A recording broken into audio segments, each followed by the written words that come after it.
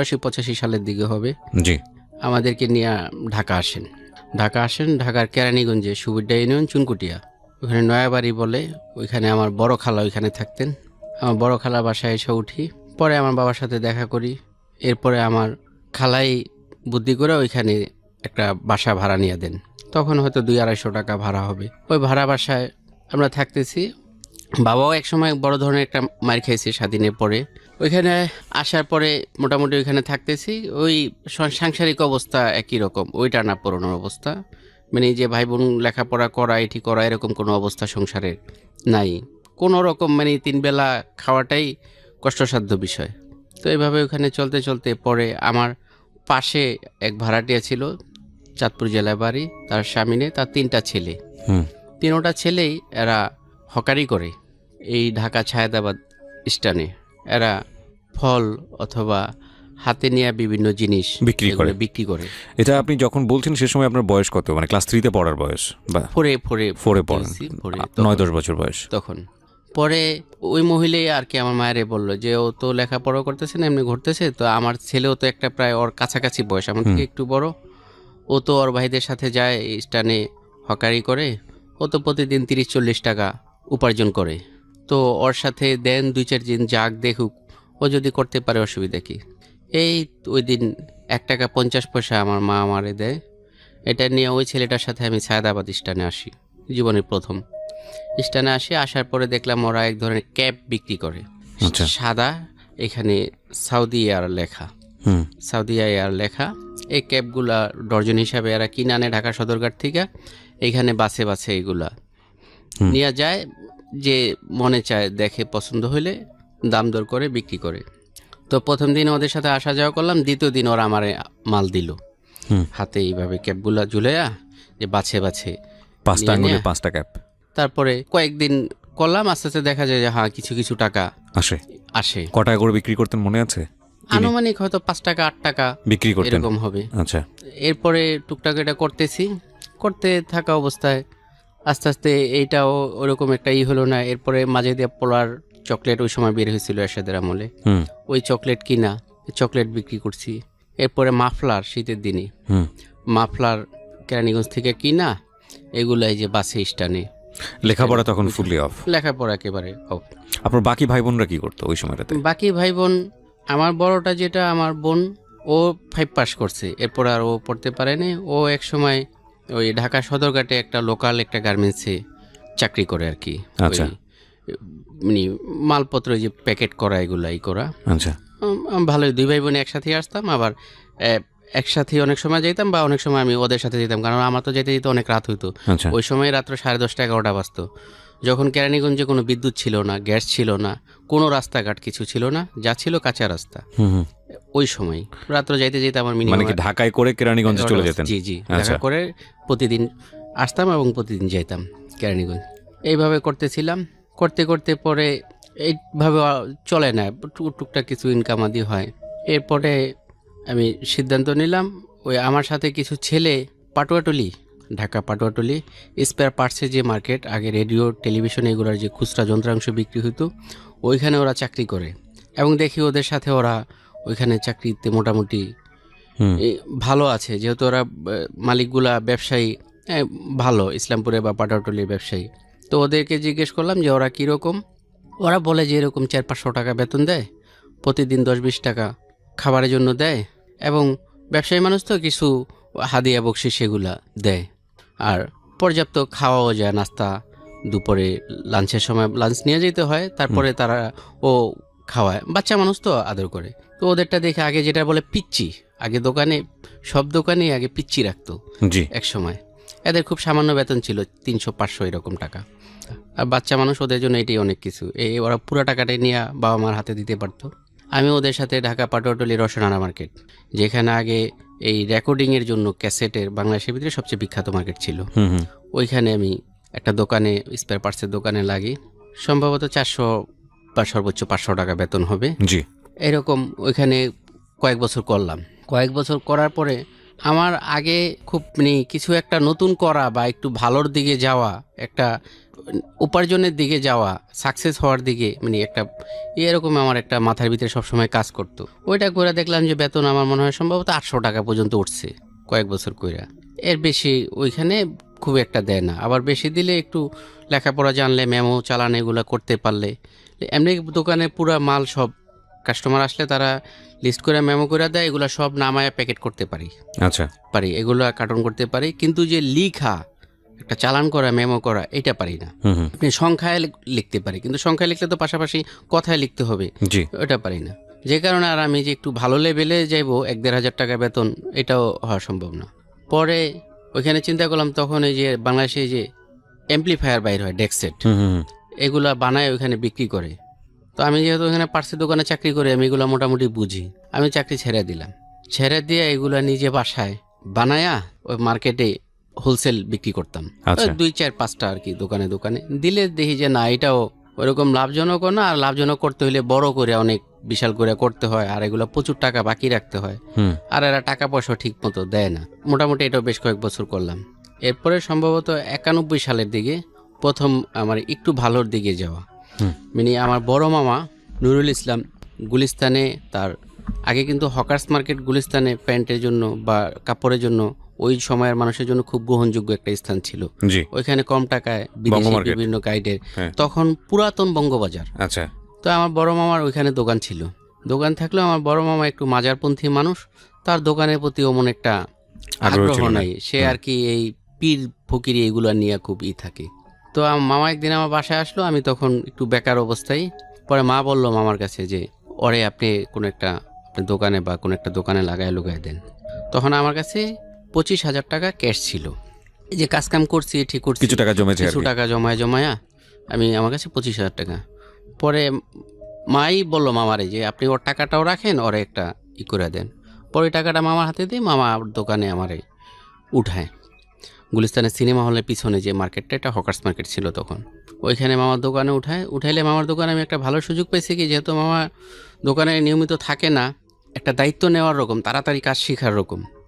সাথে একজন পুরান সেলসম্যান ছিল। আমি ওঠার পরে মোটামুটি আস্তে ধীরে অল্প দিনে পুরো দোকানে আমার হাতে আইসা পড়লো, যে আমি নিজেই মাল কিনি কেরানীগঞ্জ থেকে। এবং কেরানীগঞ্জে সব মামার পরিচয়ই, কিন্তু আমার মামার লেনদেন খুব একটা ভালো ছিল না, মানুষ তারে লেনদেনের কারণে পছন্দ করতো না, ব্যক্তি হিসাবে পছন্দ করতো। কিন্তু আমি যখন দেখছি যে আমি নেওয়ার পরে আমি যে লেনদেন করতেছি, আমি মাল নিতেছি, এগুলো আমি টাকা পয়সা সব ঠিক মতো লেনদেন করতেছি। এবং ওই কাপড়ের লাইনের ব্যবসার সিস্টেম হইল গিয়া, আপনি সারা বছর বাকি আনবেন, কোনো সমস্যা নেই। রমজানে যদি পরিশোধ করেন তাইলে আপনারে পীর মানবো। আচ্ছা, আর যদি রমজানে পরিশোধ না করেন, আপনারে মানে লাঞ্ছিত করতে একটু দ্বিধাবোধ করবো না। আচ্ছা, রমজানে পরিশোধ, ওইটার সিস্টেম রমজান টু রমজান। আমি 2 বছর করছি, রমজান পরিশোধ করে দিছি। এখন আর আমার ব্যবসা করতে কোনো টাকা লাগে না। দোকান এমন 4টা ইচ্ছা করলে ভরণ যাবো, আমার পরিচয় আমি এনে ভরতে পারবো। আচ্ছা, কি নিয়ে আসতেন প্রোডাক্ট? প্যান্ট, শুধু প্যান্ট।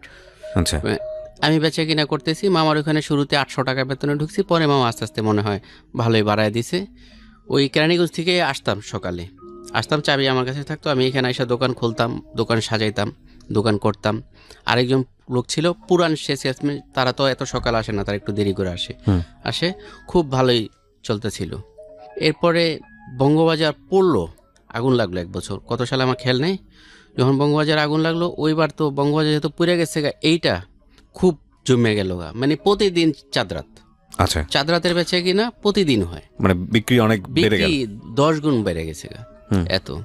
খুব ভালোই ব্যবসা হলো, ব্যবসা করতেছিলাম। এরপরে ওই মার্কেট কত সালের দিকে খেললে ওই মার্কেটটা ভাঙ্গা দিছে, মানে হকার্স মার্কেটগুলো আবার বিভিন্ন গ্রুপ থাকে, দখল ইঠি কারণে ওটা ভাঙ্গা দিছে। ভাঙ্গিয়ে দেওয়ার পরে আমার এই পর্বটা আপাতত এখানে দোকানদারের এটা শেষ হয়ে গেল। এখন ফিরা মার্কেট করতে তো সময় লাগবে, এত বড় একটা মার্কেট। আমি কি করব? তো আমার মাঝারো মামা আবার একটু পলিটিক্সের সাথে জড়িত। তো মাঝারো মামা ঢাকায় কোনো একটা ক্লাব, যে ফুটবল ক্লাবগুলো বলে, এগুলো রাত্রে হাউজি বা জুয়া জাতীয় জিনিস হয়। তো তারা কয়েকজনে আবার এরকম একটা ক্লাব, ওই যে কি বলে না, ডাকে আনে, ঠিকা আনে না, বছরের জন্য চুক্তিতে এত টাকা, ওইরকম একটা ক্লাবের সাথে সে জড়িত।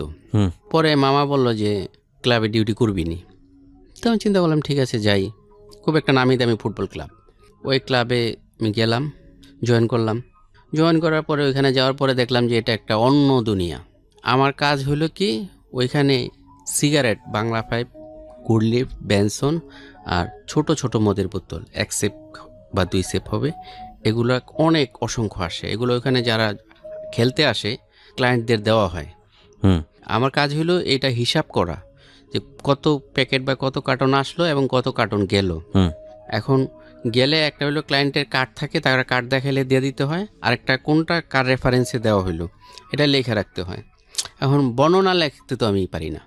ইনকাম ভালো, প্রতিদিন 700 টাকা হাজিরা ওই সময়, আর 2000 টাকা এক রাত্রে ইনকাম আছে। ওরে বাবা, তো সেই সময় তো বহুত ইনকাম। এটা 2000 টাকা ইনকাম আছে ওইখানে, 700 টাকা হাজিরা। মানে আবার অমুকের ভাইগনা চিনে, সকালে দেখি যে আইসা পকেটে আমার অনেকে 50 টাকা, 100 টাকা, 200 টাকা গুজে দিয়ে যেতেছে, পকেটে ঢুকাই দিয়ে যেতেছে। রাত্রে খাবার ফ্রি ওইখানে। আর আমাদের দেশি মদ যেটা, এটা তো ড্রামে করা আছে, টিপকল লাগানো আছে, যার দরকার খাবে। একেবারে ড্রাম ভরা আছে দেশি মদ, এরকম একটা জায়গা। আমি 2 দিন করলাম, করার পরে আমি দেখলাম যে সকালবেলা ওইখানে এরকম হাউজি যারা খেলতে আসে লক্ষ লক্ষ টাকা নিয়ে, সকালে অনেকে যাওয়ার ভাড়াও থাকে না, বেবি ভাড়াও থাকে না। ওইখানে সকালবেলা কি করা হয়, টাকার বান্ডিল খুইলা, পিন খুইলা 500 টাকার বা 100 টাকার টাকা উড়াই দেওয়া হয় আকাশের দিকে। এবার এলা যে যেটা নিতে পারে কেন টোকায়।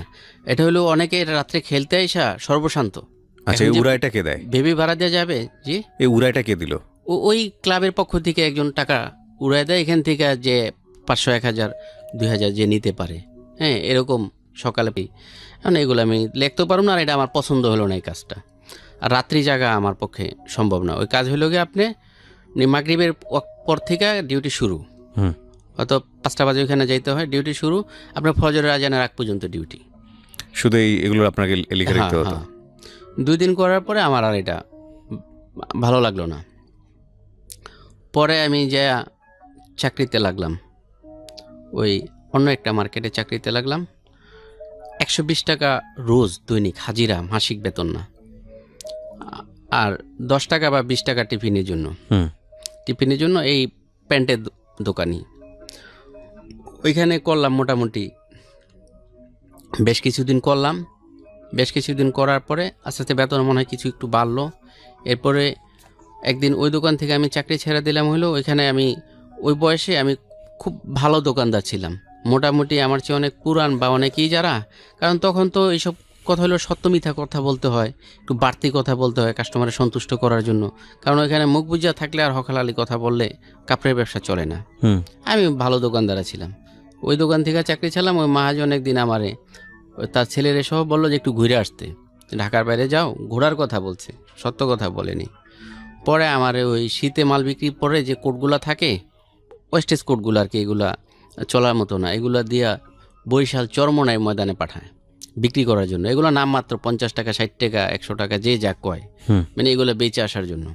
এখানে যে পাঠাইছে বিষয়টা আমার ভালো লাগে না। আর আমি তখন থেকে যেহেতু কাপড়ের দোকানদারি করি, আর আমার আশেপাশের লোকজন, আমার আশেপাশে একজন মামা ছিল যে মানে যার ফ্যামিলির প্রায় অনেকেই জাপান ছিল, সে পোশাক আশাক অনেকটা ওই রকম পরতো। সে ওই সময় ফপসের প্যান্ট পরতো, শারমুন থেকে শার্ট বানায় পরতো। তার দেখা দেখে আমি তারে নকল করতাম, তারা আমি খুব পছন্দ করতাম। আমি পোশাক আশাক ঠিক ওরকম পরতাম। আমি এই যে চরমনাই ময়দানে কাজ করতে গেছি, তখনই আমার ওই আমলে আমার 1800 টাকা দামে জুতা পরনি, এলিফ্যান্ট রোড থেকে কিনা। আমার পাঠাইছে, ঠিক আছে, আমি গেছি, করে আসছি, পরে এসে আমি চাকরি ছেড়ে দিছি। আপনি আমার ঘুরতে যাওয়ার জন্য বলছেন, কিন্তু আপনি আমার চরমনাই ময়দানে পাঠাইছেন, ওইখানে যে আমি এগুলো বিক্রি করবো, এখানে খাওয়ার ব্যবস্থা নেই, গোসলের ব্যবস্থা নেই, কাপড় পরিবর্তনের ব্যবস্থা নেই, বাথরুম টয়লেটের কোনো ব্যবস্থা নেই। আমি 3 দিন ওইখানে থেকে মানে মোটামুটি অসুস্থ হয়ে আসছি। ওইখান থেকে ছেড়ে দিয়ে আরেক জায়গায় লাগলাম। আরেক জায়গায় বেতন আরেকটু ভালো, ইটি আরেকটু ভালো, ওইখানে করতেছি মোটামুটি। ওইখানেও বেশ কয়েক বছর করলাম। এরপরে আমি নিজে ঢাকা শহরে কোনো একটা বড় একটা মার্কেটে, বৃহত্তম একটা মার্কেট, ওই মার্কেট চালু হওয়ার পরে বিভিন্ন মার্কেটে যে এরা দাওয়াত করে না, যে আমাদের মার্কেটে আপনারা আসেন, দোকান নেন, নিলে আমরা এই সুবিধা দিব, যে এরকম দাওয়াত করে। এরপরে আমি একটা ওই মার্কেটে যাই, যাওয়ার পরে ওইখানে আমি একটা দোকান প্রথমে ভাড়ায় নিই, কোনো অ্যাডভান্স লাগবে না, এরকম তারা একটা সত্ত্বে দেয়, ভাড়া আলোচনা সাপেক্ষে। কোথায় এটা ভাড়াটা কোথায় নিলেন? কোন এলাকায়? শহরে কোনো একটা বৃহত্তম মার্কেটে। আচ্ছা, মার্কেটে ভাড়া নেই। এরপরে ওইখানে ভাড়া নেওয়ার পরে আমি যেখানে দোকানটা নিয়েছিলাম ওটা খুব একটা ভালো পজিশনে ছিল না। আমি সামনে বুঝছি যে ঠিক আছে এটা ভালো একটা জায়গা, এখানে বেচা কিনা ভালো হবে, কিন্তু দেখলাম যে যখন সিজন আসলো মার্কেটের ভিতরে অনেক কাস্টমার, কিন্তু মুখে এখানে কাস্টমার হয় না। আর আমার দোকানটা যেখানে রাস্তার ওই পারেই একটা আবাসিক হোটেল ছিল, ওইখানে অসামাজিক কার্যকলাপ হইতো। এটাকে আবার দোকানে বসেই দেখা যেত ভিতরে যারা যাওয়া আসা করতেছে, যাওয়া আসা করতেছে।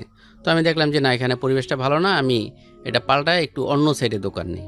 পরে 1 বছরে করার পরে দোকানটা ছেড়ে দিয়ে আমি এরপরে ভিতরে দোকান নিই।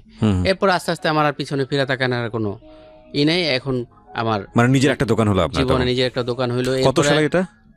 এটা 97-98 দিকে 96 ওই প্যান্টের দোকানে দিলেন নাকি? 96, হ্যাঁ 96-97 দিকে। এরপরে আমি একটা দোকান নেই, তারপরে দোকান কিনি। এরপর আস্তে আস্তে মানে ওইখানে প্রায় 1600 ব্যবসায়ী, এর ভিতরে যে কজন ব্যবসায়ী পুঁজিওয়ালা ছিল, যারা কোনো কিস্তির টাকা, সুদের টাকা বা এরকম দেনা পেনা করে ব্যবসা করে না, এবং যাদের লেনদেন 100% ভালো, যাদের ব্যাপারে কোনোই নেই, সুদের সাথে যারা জড়িত না, এরকম 3-4 জন হাতে গোনার ভিতর আমি একজন ছিলাম। মানে তখন আমার একটা রমজান করলে মোটামুটি সচ্ছল অবস্থায় থাকার পরেও আমার 2-4 লাখ টাকা বছরে থাকতো। ওকে, তার মানে আমরা বলতে পারি যতক্ষণ তো হয়েছে গল্পটা শুনলাম সেখানে আপনার পরিবারের যে টানা পড়েন অর্থনৈতিকভাবে সেই গল্প, কিন্তু আমরা এখন যে জায়গাটায় আছি সেখানে আমরা দেখতে পাচ্ছি যে আপনি অর্থনৈতিকভাবে বা বৈষয়িকভাবে অত্যন্ত সুখী একজন মানুষ, কারণ আপনার খুব ভালো ইনকাম হচ্ছে নিজের দোকানে, তাই তো? হ্যাঁ, এখন আমার ওইখানে ভালো একটা অবস্থান, যে সবাই জানে যে শহীদুল দোকানের নাম অমুক বিসমিল্লাহ ফ্যাশন, এর লেনদেন ভালো। এবং এক দোকান থেকে দেখে উল্টা আরেক দোকানদার উল্টা আমার আরও প্রস্তাব দেয় যে আপনি মাল যা লাগে নিয়েন, অসুবিধা নেই, যে আপনি পারেন দিয়েন, আপনি তো বছরে ক্লিয়ার করিয়ে দেন, আপনি মাথায় রেখে নিয়েন। এভাবে আস্তে আস্তে আমি মোটামুটি 4টা দোকান হয় আমার। বাহ, 4টা দোকান হয়, 4টা দোকান করে ভালোই ছিলাম। এরপরে মার্কেটের ভিতরেই একজনে একটু শত্রুতা করে আমার সাথে। শত্রুতা করে হইলো তারা স্থানীয় প্রভাবশালী এবং রাজনৈতিক কর্মী।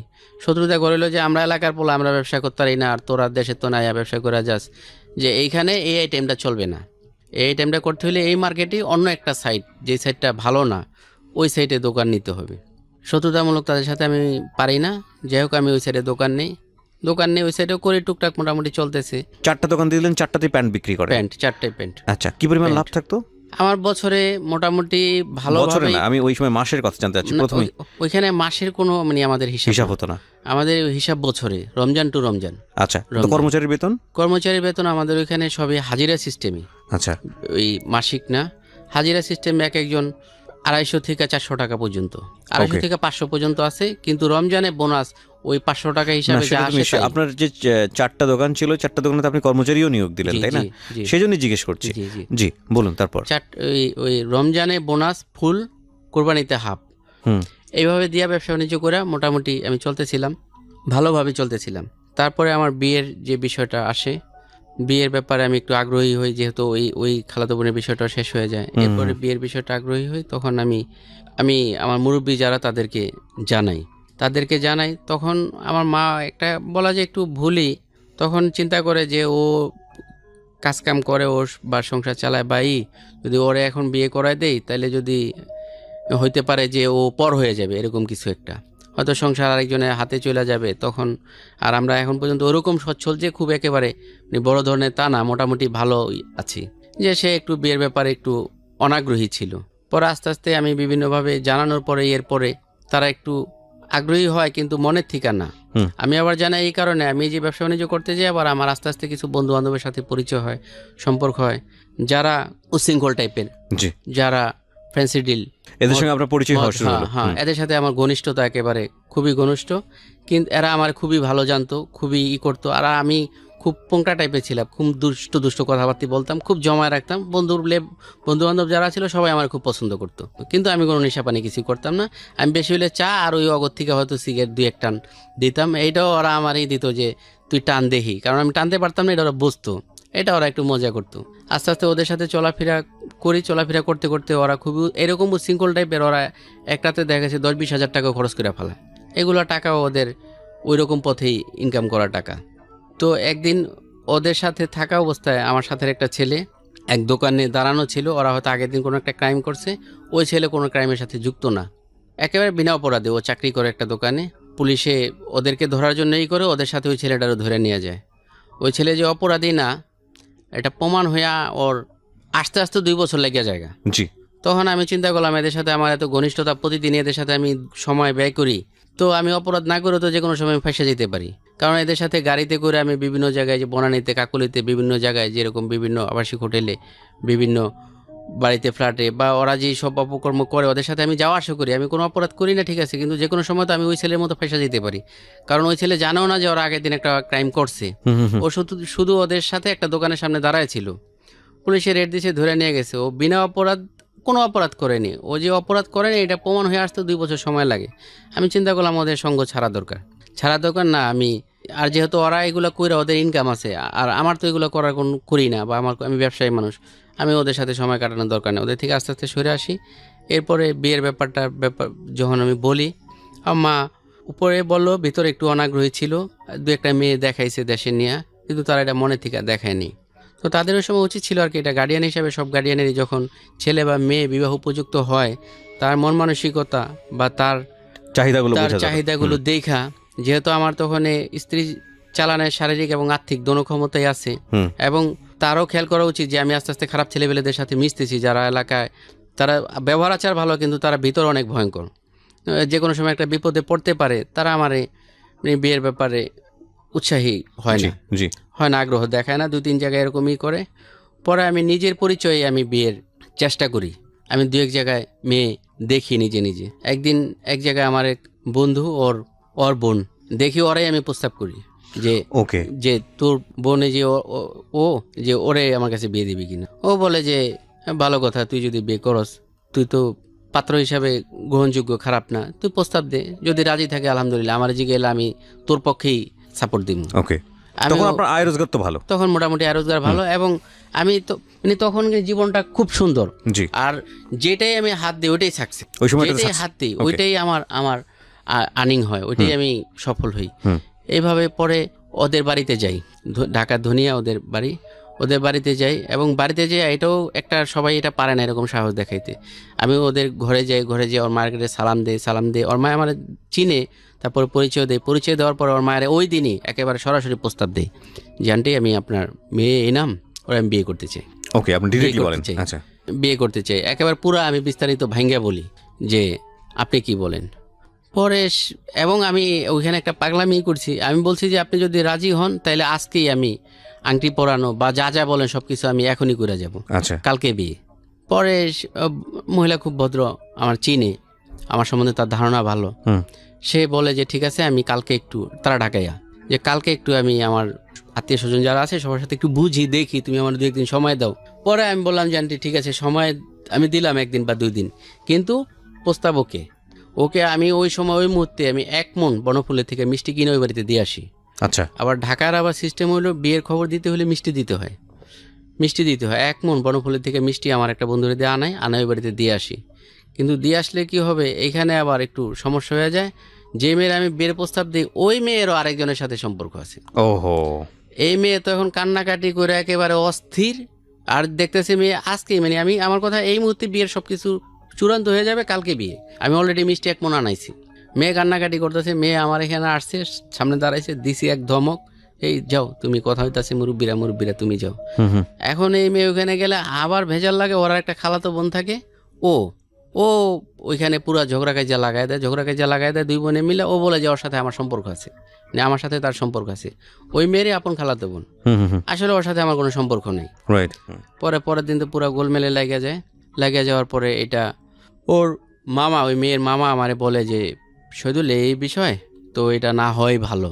আচ্ছা, না হয় ভালো, এখন ক্লোজ করে দেয়, যেহেতু ওরা 2 বোনই এখন ভেজাল, যেহেতু আপন 2 খালাতো বোন।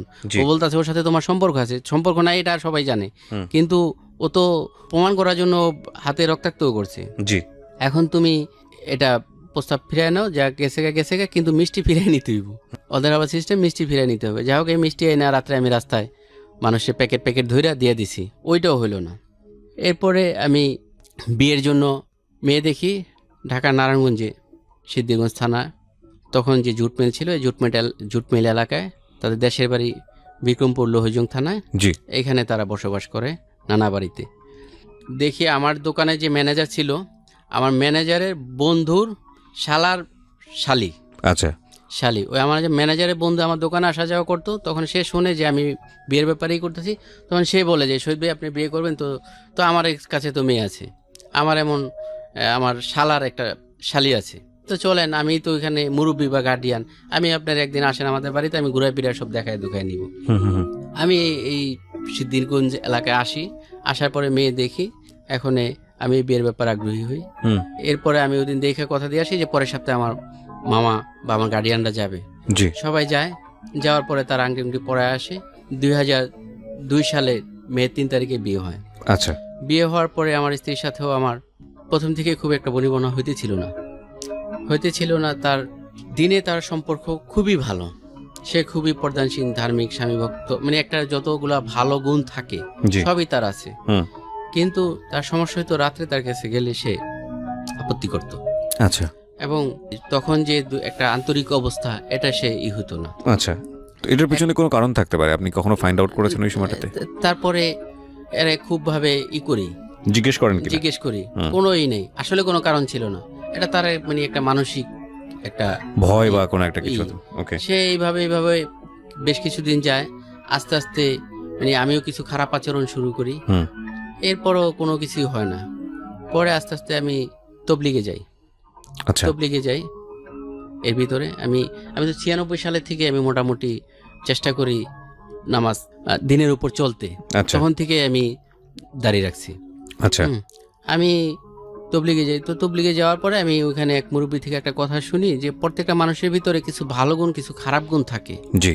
তো আমরা যদি কারো খারাপ গুণটা না দেখে ভালো গুণটা দেখি, তাইলে আর তার প্রতি আমাদের কোনো রাগ, গোসা বা খারাপ ধারণা থাকবো না। তো তবলিগে এইসব জিনিসগুলো মাসওয়ারে বলা হয় সাথীদের ভিতরে।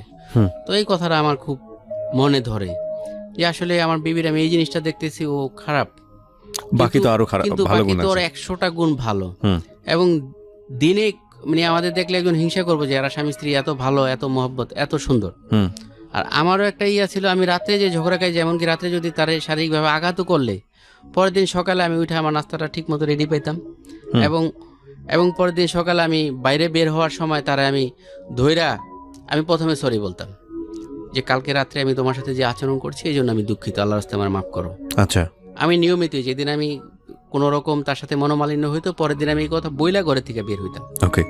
তো সেও আমার সমস্ত কিছুতে 100% সন্তুষ্ট। ওকে। এরা তখন আমি চিন্তা করি এখানে আমার এত টাকা ইনভেস্ট আছে, আমি টাকা পয়সাগুলো আস্তে আস্তে সাইড করি, আমি আস্তে আস্তে মোকানগুলো বিক্রি করি, আস্তে আস্তে এখান থেকে সমস্ত টাকা পয়সা আমি সরাই। ওইখানে আমার তখন 47 লক্ষ টাকা আমার ক্যাশ থাকে আমার কাছে। আমার কাছে দোকান সব বিক্রি করার পরে একেবারে হওয়ার পরে কিছুদিন ফ্রি থাকার পরে আমার এক বন্ধু উচ্চশিক্ষিত, আগে একটা বিমান কোম্পানিতে ভালো চাকরি করতো, পরে 96 সাল থেকে শেয়ার বিজনেসের সাথে জড়িত। জি। শেয়ার বিজনেস করে খুব ভালো অবস্থায় আছে, আর এই বনশ্রীতে বাড়ি আছে। আচ্ছা। এর নিজে গাড়িতে চলে, শিক্ষিত এবং ছেলে ভালো, ভদ্র, খুবই ভালো। এর সাথে আমার খুবই ঘনিষ্ঠ, কিন্তু আমি কিন্তু একেবারে মূর্খ। এর সাথে আমার খুবই বন্ধুত্ব, আমার দোকানেও আসা যাওয়া করতো আগে। পরে আমি এক সময় বলি যে ভাই আপনি তো এই ব্যবসা করে খুব ভালো আছেন, আমি এটা কেমনি করতে পারি, আমার একটু শিখান। পরে বলে যে শুধু আপনি লেখাপড়া কিরকম করছেন?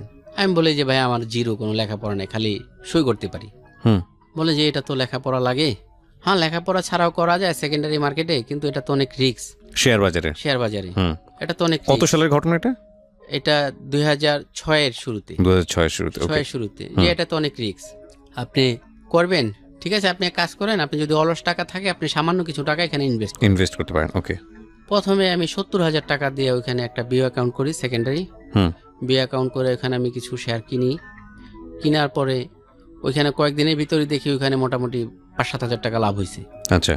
পরে আমি দেখি যে না, আমার তো এখানে ভালো, আর এখানে টাকা মানে কোনো চুরি হওয়া, ছিনতাই হওয়া, ডাকাতি হওয়া, কোনো রকম কোনো কিছুর কোনো সম্ভাবনা নাই, এখানে তো ইনভেস্ট করা যায়। আচ্ছা। আমি আস্তে আস্তে আমার এই সমস্ত টাকা এখানে ইনভেস্ট করলাম।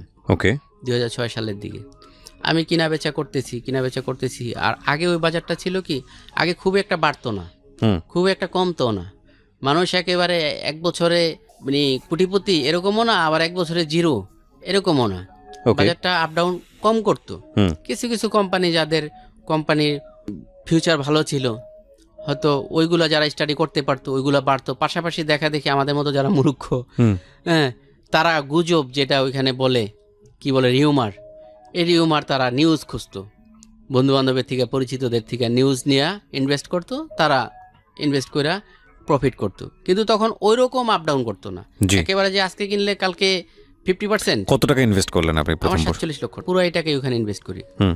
ইনভেস্ট করার পরে ওখানে আমি কেনা বেচা করতে করতে ভালো অবস্থায় ওখানে আমি একটা নিয়মিত ক্লায়েন্ট বা নিয়মিত ট্রেডার হয়ে যাই আমি। আচ্ছা, মানে এটা সারাদিন বলে এগুলোই করতেন? হ্যাঁ, আমি প্রতিদিন সকালে 10টা বাজে ওখানে যেতাম, ওইখানে ট্রেড শেষ হওয়া পর্যন্ত, সম্ভবত 4টা বাজে লেনদেন শেষ হতো, 4টা পর্যন্ত ওখানে থাকতাম। আমার এরকম নিয়মিত চেয়ারিয়া ছিল, সিটিয়া ছিল, যে এটা অমুকের।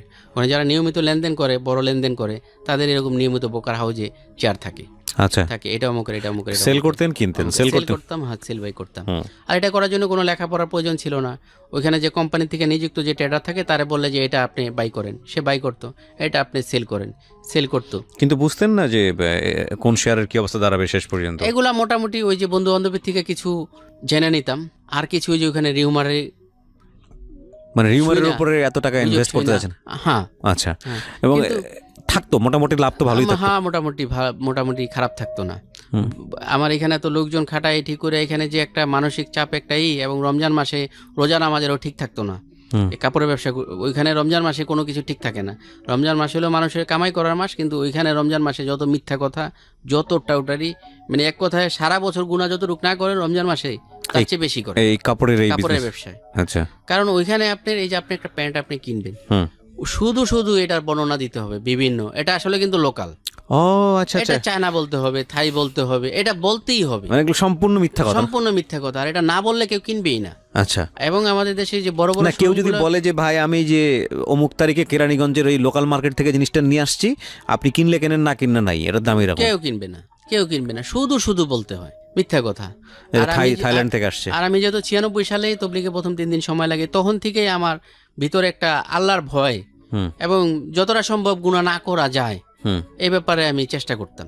আচ্ছা। তো আমি যখন দেখলাম যে আমার এইখানে টাকাটাও যেহেতু এখন অলস টাকা আছে, আর এইখানে যেহেতু আমার এই ধরনের কোনো গুনাহ হইতেছে না, এটা জায়েজ কি না জায়েজ এই ব্যাপারে হয়তো কিছু পার্থক্য আছে, কিন্তু এটা ওই রকম হারামের লেভেলে পড়ে না। এখানে আমি টাকা খাটাইতে, মানে সম্পূর্ণ মিথ্যা কথা বলে একটা প্রোডাক্ট সেল কথা বলা লাগে না। ওইখানে রমজান মাসে কি যে একটা অবস্থা, রমজান মাসে আপনি দাড়ি টুপিওয়ালা মানুষও যারা 5 ওয়াক্ত নামাজ সারা বছর পরে রমজান মাসে পড়তে পারে না। কারণ কিভাবে পড়বো?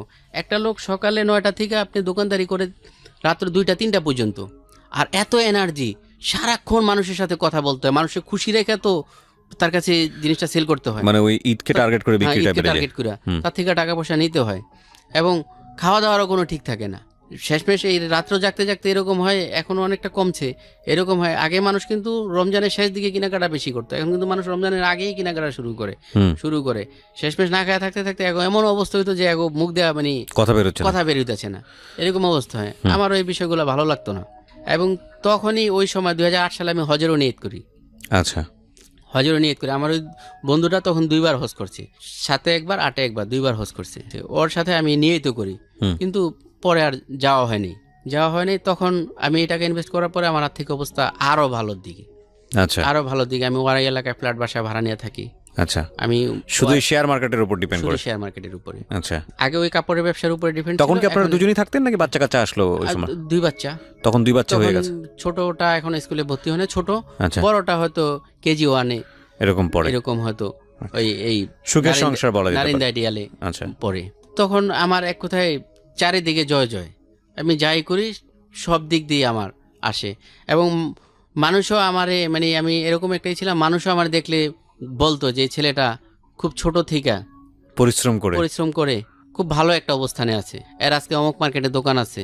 তখন কি দোকান ছিল? 4টা দোকান ছিল নাকি সেল করে দিলেন? সব, যেহেতু আমি জানি এটা মার্কেট ভাঙিয়ে দিবে, যদিও এটা পরে আর ভাঙে নাই। আচ্ছা। এটাও তখন চূড়ান্ত ছিল যে এটা 2008-এ যে নির্বাচন গেল, নির্বাচনের পরে যে সরকারি আসে এটা ভাঙবে। আচ্ছা। এবং পত্রপত্রিকায় এরকম লেখালেখি হইতেছে। ওকে। আস্তে আস্তে আমি যদিও টাকা ঘরে আনি, 2009 সালের দিকে আমি আমার বিও অ্যাকাউন্টে 2 কোটি টাকা পর্যন্ত দেখছি। 2 কোটি টাকার উপরে, যে আমি এই মুহূর্তে আমার যা শেয়ার আছে আমি সেল করলে আমি 2 কোটি টাকা আসবে এরকম। আমি 2009 সালে 2.5 লক্ষ টাকা পর্যন্ত জাকাত দিছি। আমার শুরু থেকে যখন আমার জাকাত দেওয়া তৌফিক হয়, তখন থেকে আমি 14,000 টাকা দিয়া জাকাত দেওয়া শুরু করছি। আচ্ছা। 2.5 লক্ষ টাকা পর্যন্ত আমি বছরে জাকাত দিছি।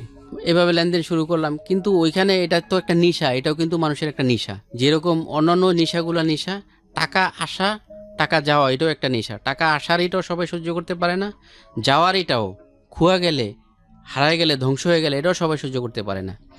এরকম 2009-10 সালের দিকে যখন বাজার একেবারে চূড়ান্ত আপ, একেবারে শীর্ষে, ওই সময় বেশ কিছু নতুন শেয়ার বাজারে আসে, ওইগুলো আমি ইনভেস্ট করি। এটা ছিল আমার জীবনের সবচেয়ে বড় ভুল সিদ্ধান্ত।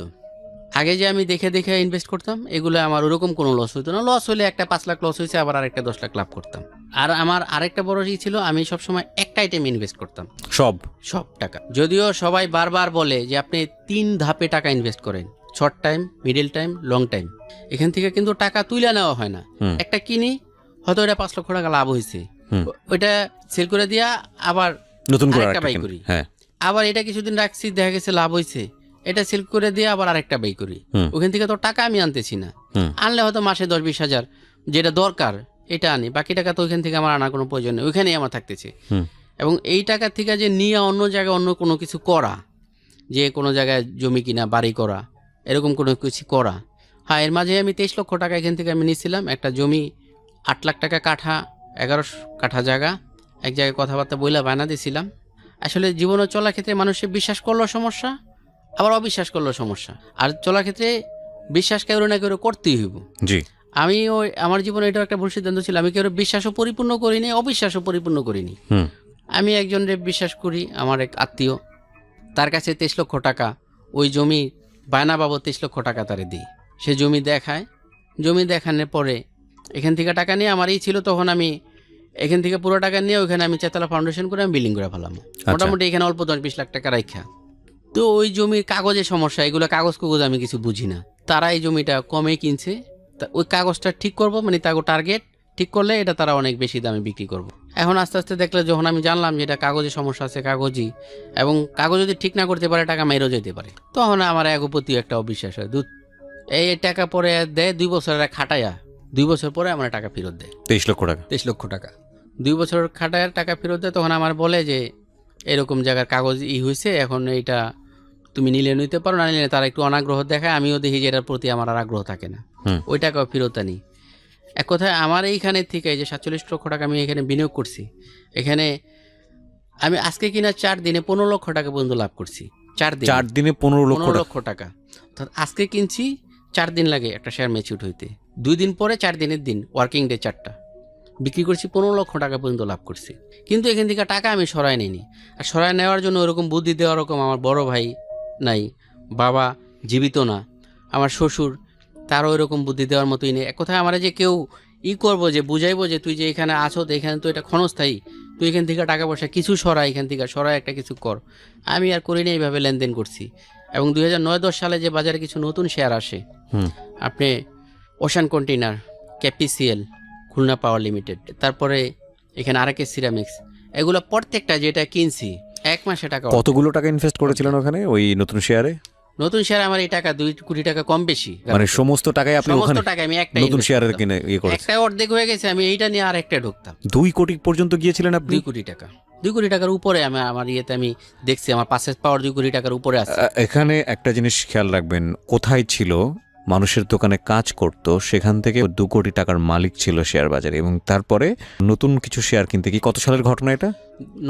2009-10 আমরা শেয়ার বাজারে যখন একটা বড় ধস নামলো, ওই সময় 10-এর আগে যখন বাজার একেবারে চূড়ান্ত উঠছে ওই পর্যায়ে। আচ্ছা, তো তখন আপনি হাফ হয়ে গেলেন, মানে রাতারাতি। ওকে, তারপর ওশান কন্টেইনার কিনছি আমি, এটাও 4 দিনে আমার প্রায় 30%-এর মতো নেই। আরকে সিরামিক্স কিনছি, এটাও 4 দিনে 30% এরকম নেই। মানে এরকম 4-5টায় আমার একেবারে টাকা ধ্বংস হয়ে গেল।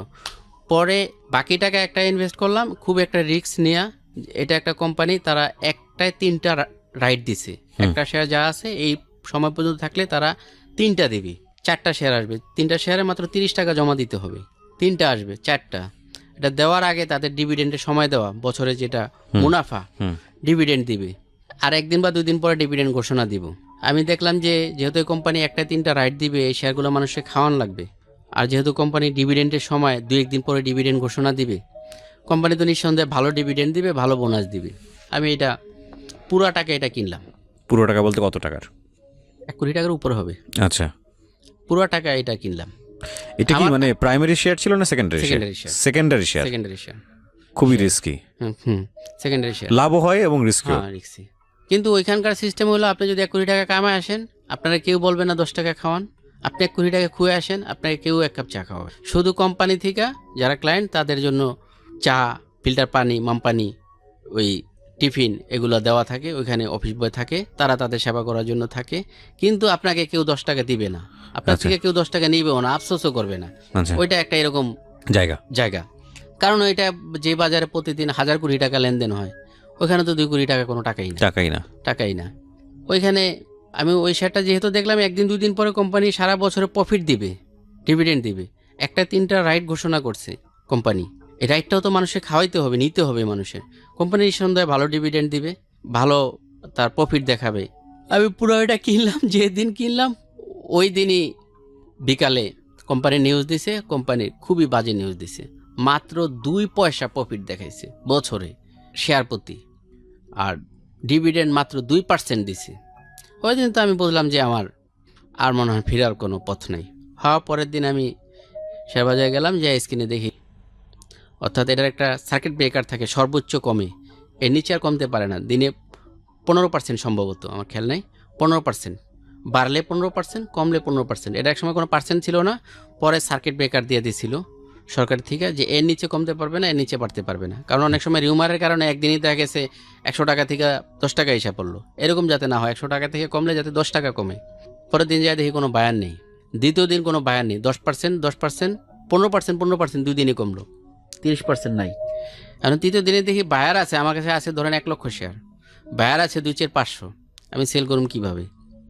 আস্তে আস্তে 2-3 দিন পরে কমতে কমতে যখন আপনি মনে করেন আমি ধরেন 100 টাকায় কিনছি, এখন 50 টাকায় আসছে, এখন 50 টাকা আমি বেচতে পারতেছি না, সেল করতে পারতেছি না।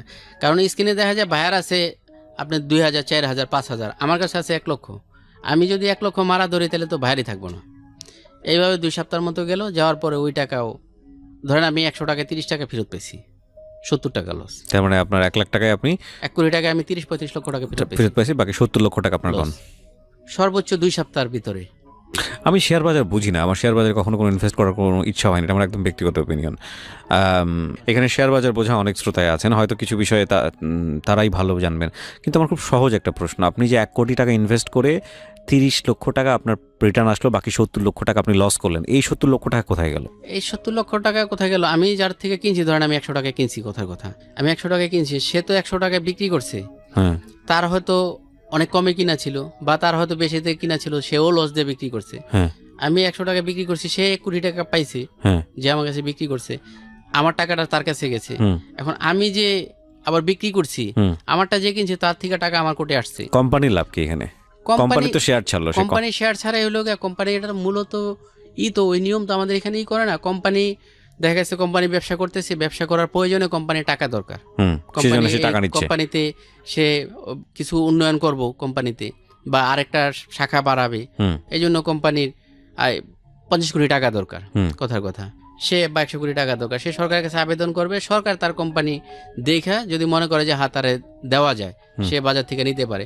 কোম্পানি বাজারে ধরেন 10 টাকা ফেস ভ্যালুতে সে শেয়ারগুলো বাজারে ছাড়লো, অর্থাৎ সে এই 10 টাকার সেই কোম্পানি মালিক, যে 10 টাকা দিয়ে একটা শেয়ার কিনলো, সেই কোম্পানি 10 টাকার মালিক। ধরেন এটা 5000 কোটি টাকার সম্পদ, 5000 কোটি টাকা থেকে সে 10 টাকার মালিক। এখানে যদি লস হয় তার এই 10 টাকা থেকে লস হবে, লাভ হয় তার এই 10 টাকা থেকে লাভ হবে। এইভাবে ধরেন কোনো কোম্পানি 50 কোটি, 100 কোটি, 200 কোটি, 500 কোটি টাকা উঠায় নিতেছে। আলটিমেটলি ওই কোম্পানি যে শেয়ারগুলো ছাড়ছে সেটার উপরই এক ধরনের গ্যাম্বলিং, এক ধরনের জুয়া ধরা। আমি যেটা আমি শেয়ার বাজার বুঝি না, এখানে যারা অনেকে আছেন, আমি সরি টু সে, আমরা কিন্তু উনি যেটা বলছেন সেটাই যে আসলে শেয়ার বাজার, সেটা আমরা বোঝাচ্ছি না। অনেক শ্রোতা আছেন যারা শেয়ার বাজার অনেক ভালো বুঝেন, আর উনি শেয়ার বাজার বিশেষজ্ঞও না, উনি ওনার মতো করে একজন ক্রেতা হিসেবে ওনার মতো করে জিনিসটা ব্যাখ্যা করেছেন। আর আমি মোটেও ব্যক্তিগতভাবে শেয়ার বাজার বুঝি না, আমি বুঝতেও ঠিক চাই না। সুতরাং সেই জায়গাটি থেকে আমরা শেয়ার বাজার নিয়ে কোনো কিছু ক্লাসিফাই বা ব্যাখ্যা কোনো কিছুই করছি না, আমরা জাস্ট কোয়ারি একটু জিজ্ঞেস করছিলাম যে বোঝার জন্য, বাট আমি বুঝিনি। আমার মনে হয় আমি কখনোই বুঝতে পারবো না, আমার কাছে খুব কঠিন মনে হয়।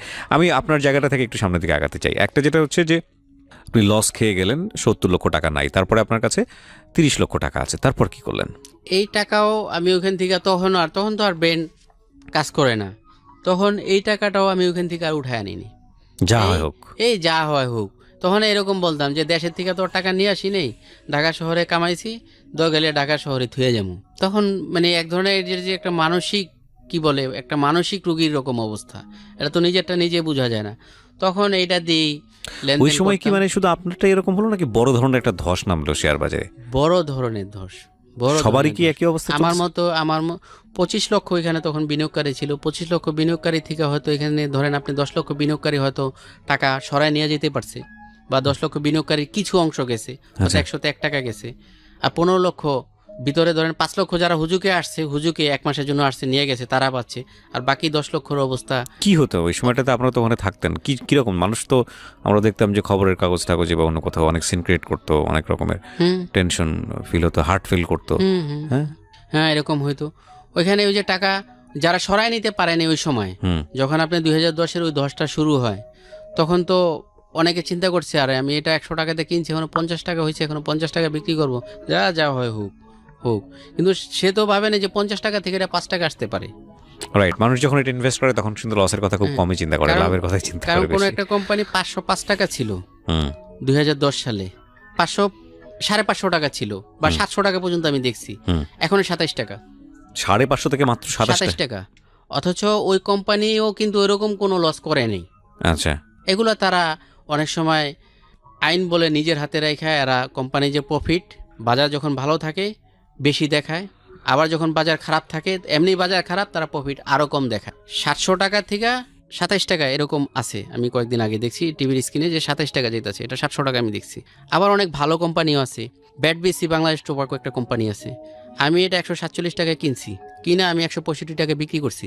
তখন তো আর আমার এইগুলা গবেষণা করা, অ্যানালাইসিস করা ওই রকম জ্ঞান তো আর আমার নেই। 47 টাকা কিনছি, 65 টাকা পাইছি, লাভ হয়েছে, বিক্রি করে দিছি। আজকে যে 2009-10 সালে বা 8 সালে এটা কিনছে, আজকে তার বাজার মূল্য 3500 টাকা।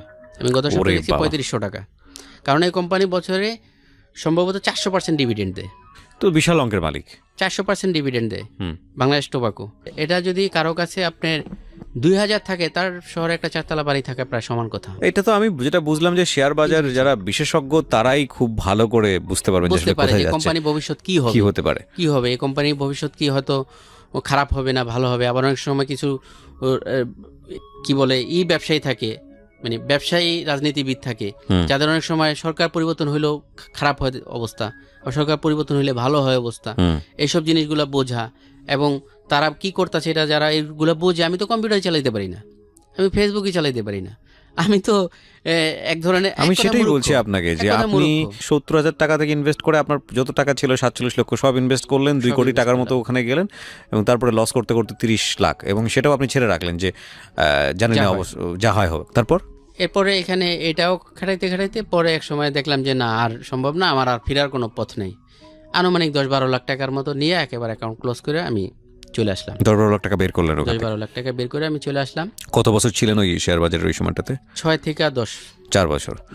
10 না সরি 11। 11, তো মানে 6 5 থেকে বছর। এই 5 বছরে আপনি ইনভেস্ট করেছেন ওখানে 47 লাখ টাকার মতো, কিন্তু আপনি 5 বছর পরে 10 লাখ টাকা নিয়ে রিটার্ন আসলেন। জি, আর এই 5 বছর আপনি এখান থেকে টাকা পয়সা নিয়ে চলেছেন, এখান আপনার থেকে সংসার মাসে চলেছে, 20-30 হাজার টাকা টাকা নিয়ে এরকম- আপনি চলতেন। এরকম আচ্ছা ঠিক আছে। সংসারের খরচে হ্যাঁ। যে এর বেশি আনতাম না। হুম এখানে এই টাকা আনার পরে তখন আমার এই টাকাও যে এক সময় থাকবো না, কারণ বলে না বৈশাখ এলে রাজার ভান্ডারও শেষ হয়ে যায়, থাকবো না, তখন আমার আর যে কিছু করব নতুন কইরা, নতুন উৎসাহ পাচ্ছিলেন না। কারণ একেবারে জিরো থেকে যে জায়গায় আমি বাসে হকারি করছি, ওইখান থেকে আমি 2 কোটি টাকার মালিক হয়েছি।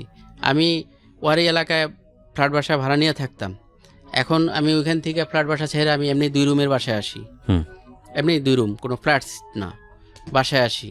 ঘরে আমার অনেক টাকার ফার্নিচার ছিল, 10 সালে আমি 1,60,000 টাকা ফার্নিচার বানাইছি।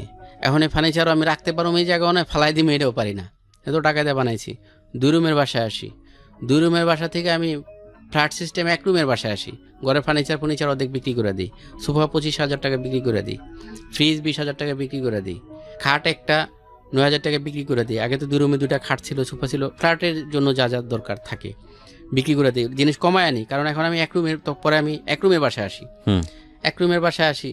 এখন আমি এই টাকা থেকে যে 10-12 লাখ টাকা, এই টাকা থেকে আমি মোটামুটি সচ্ছলভাবে চলাফেরা করতেছি, আস্তে আস্তে কমায় আনছি। কিন্তু তখন আমি যে এটা দিয়ে নতুন করে শুরু করুন, যে এটা দিয়ে আমি কিছু একটা শুরু করি, যা গেছে তো গেছে।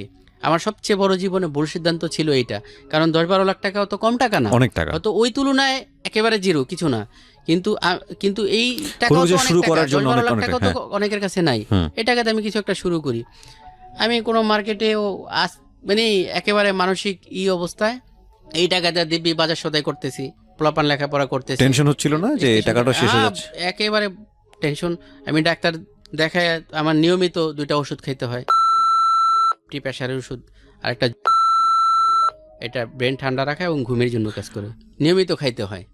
আমি আর কোনো কিছু করার রকম অবস্থা নাই। মানুষ জিজ্ঞেস করে কি ব্যাপার, আপনি কি করেন, কি বা এই কয় না, মানে এখন আমার একেবারে মানে আমি একেবারে কয় না, মানুষের পতন আসলে যা হয়।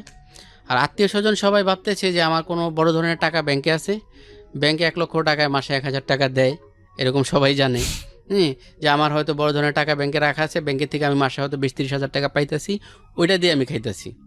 কিন্তু আমি যে নগদ টাকা পয়সা খাইতেছি, যা করতেছি সমস্ত কিছু, এটা কেউ বোঝে নেই। আস্তে আস্তে এই টাকাও শেষ, আর নাই। কয়েক বছর খাইতে খাইতে, কারণ এই আর আমার ঘরের প্রতি কেনাকাটা করা, বাজার সদাই করা, মানে আমার এলাকায় যদি 100 লোক থাকে, এর ভিতরে মানে আমার বাজারের হাত খুব ভালো ভালো সবসময়। আমার অন্য কোনো যেহেতু নেশা পানি কোনো কিছু নাই, এবং মানুষের পরনারীর প্রতি কত রকম কত কিছু, আমি আমার স্ত্রী দিয়ে 100% সন্তুষ্ট। এবং আমি আমার এই অবস্থায় অনেকের স্ত্রীও চলে যায়, কিন্তু আমার স্ত্রীর একই কথা, তোমার ভালো ছিল, ভালো অবস্থায় রাখছো, এখন খারাপ আছে, খারাপ অবস্থায় রাখতেছো। মাশাআল্লাহ, তোমার ইয়ের ভিতরে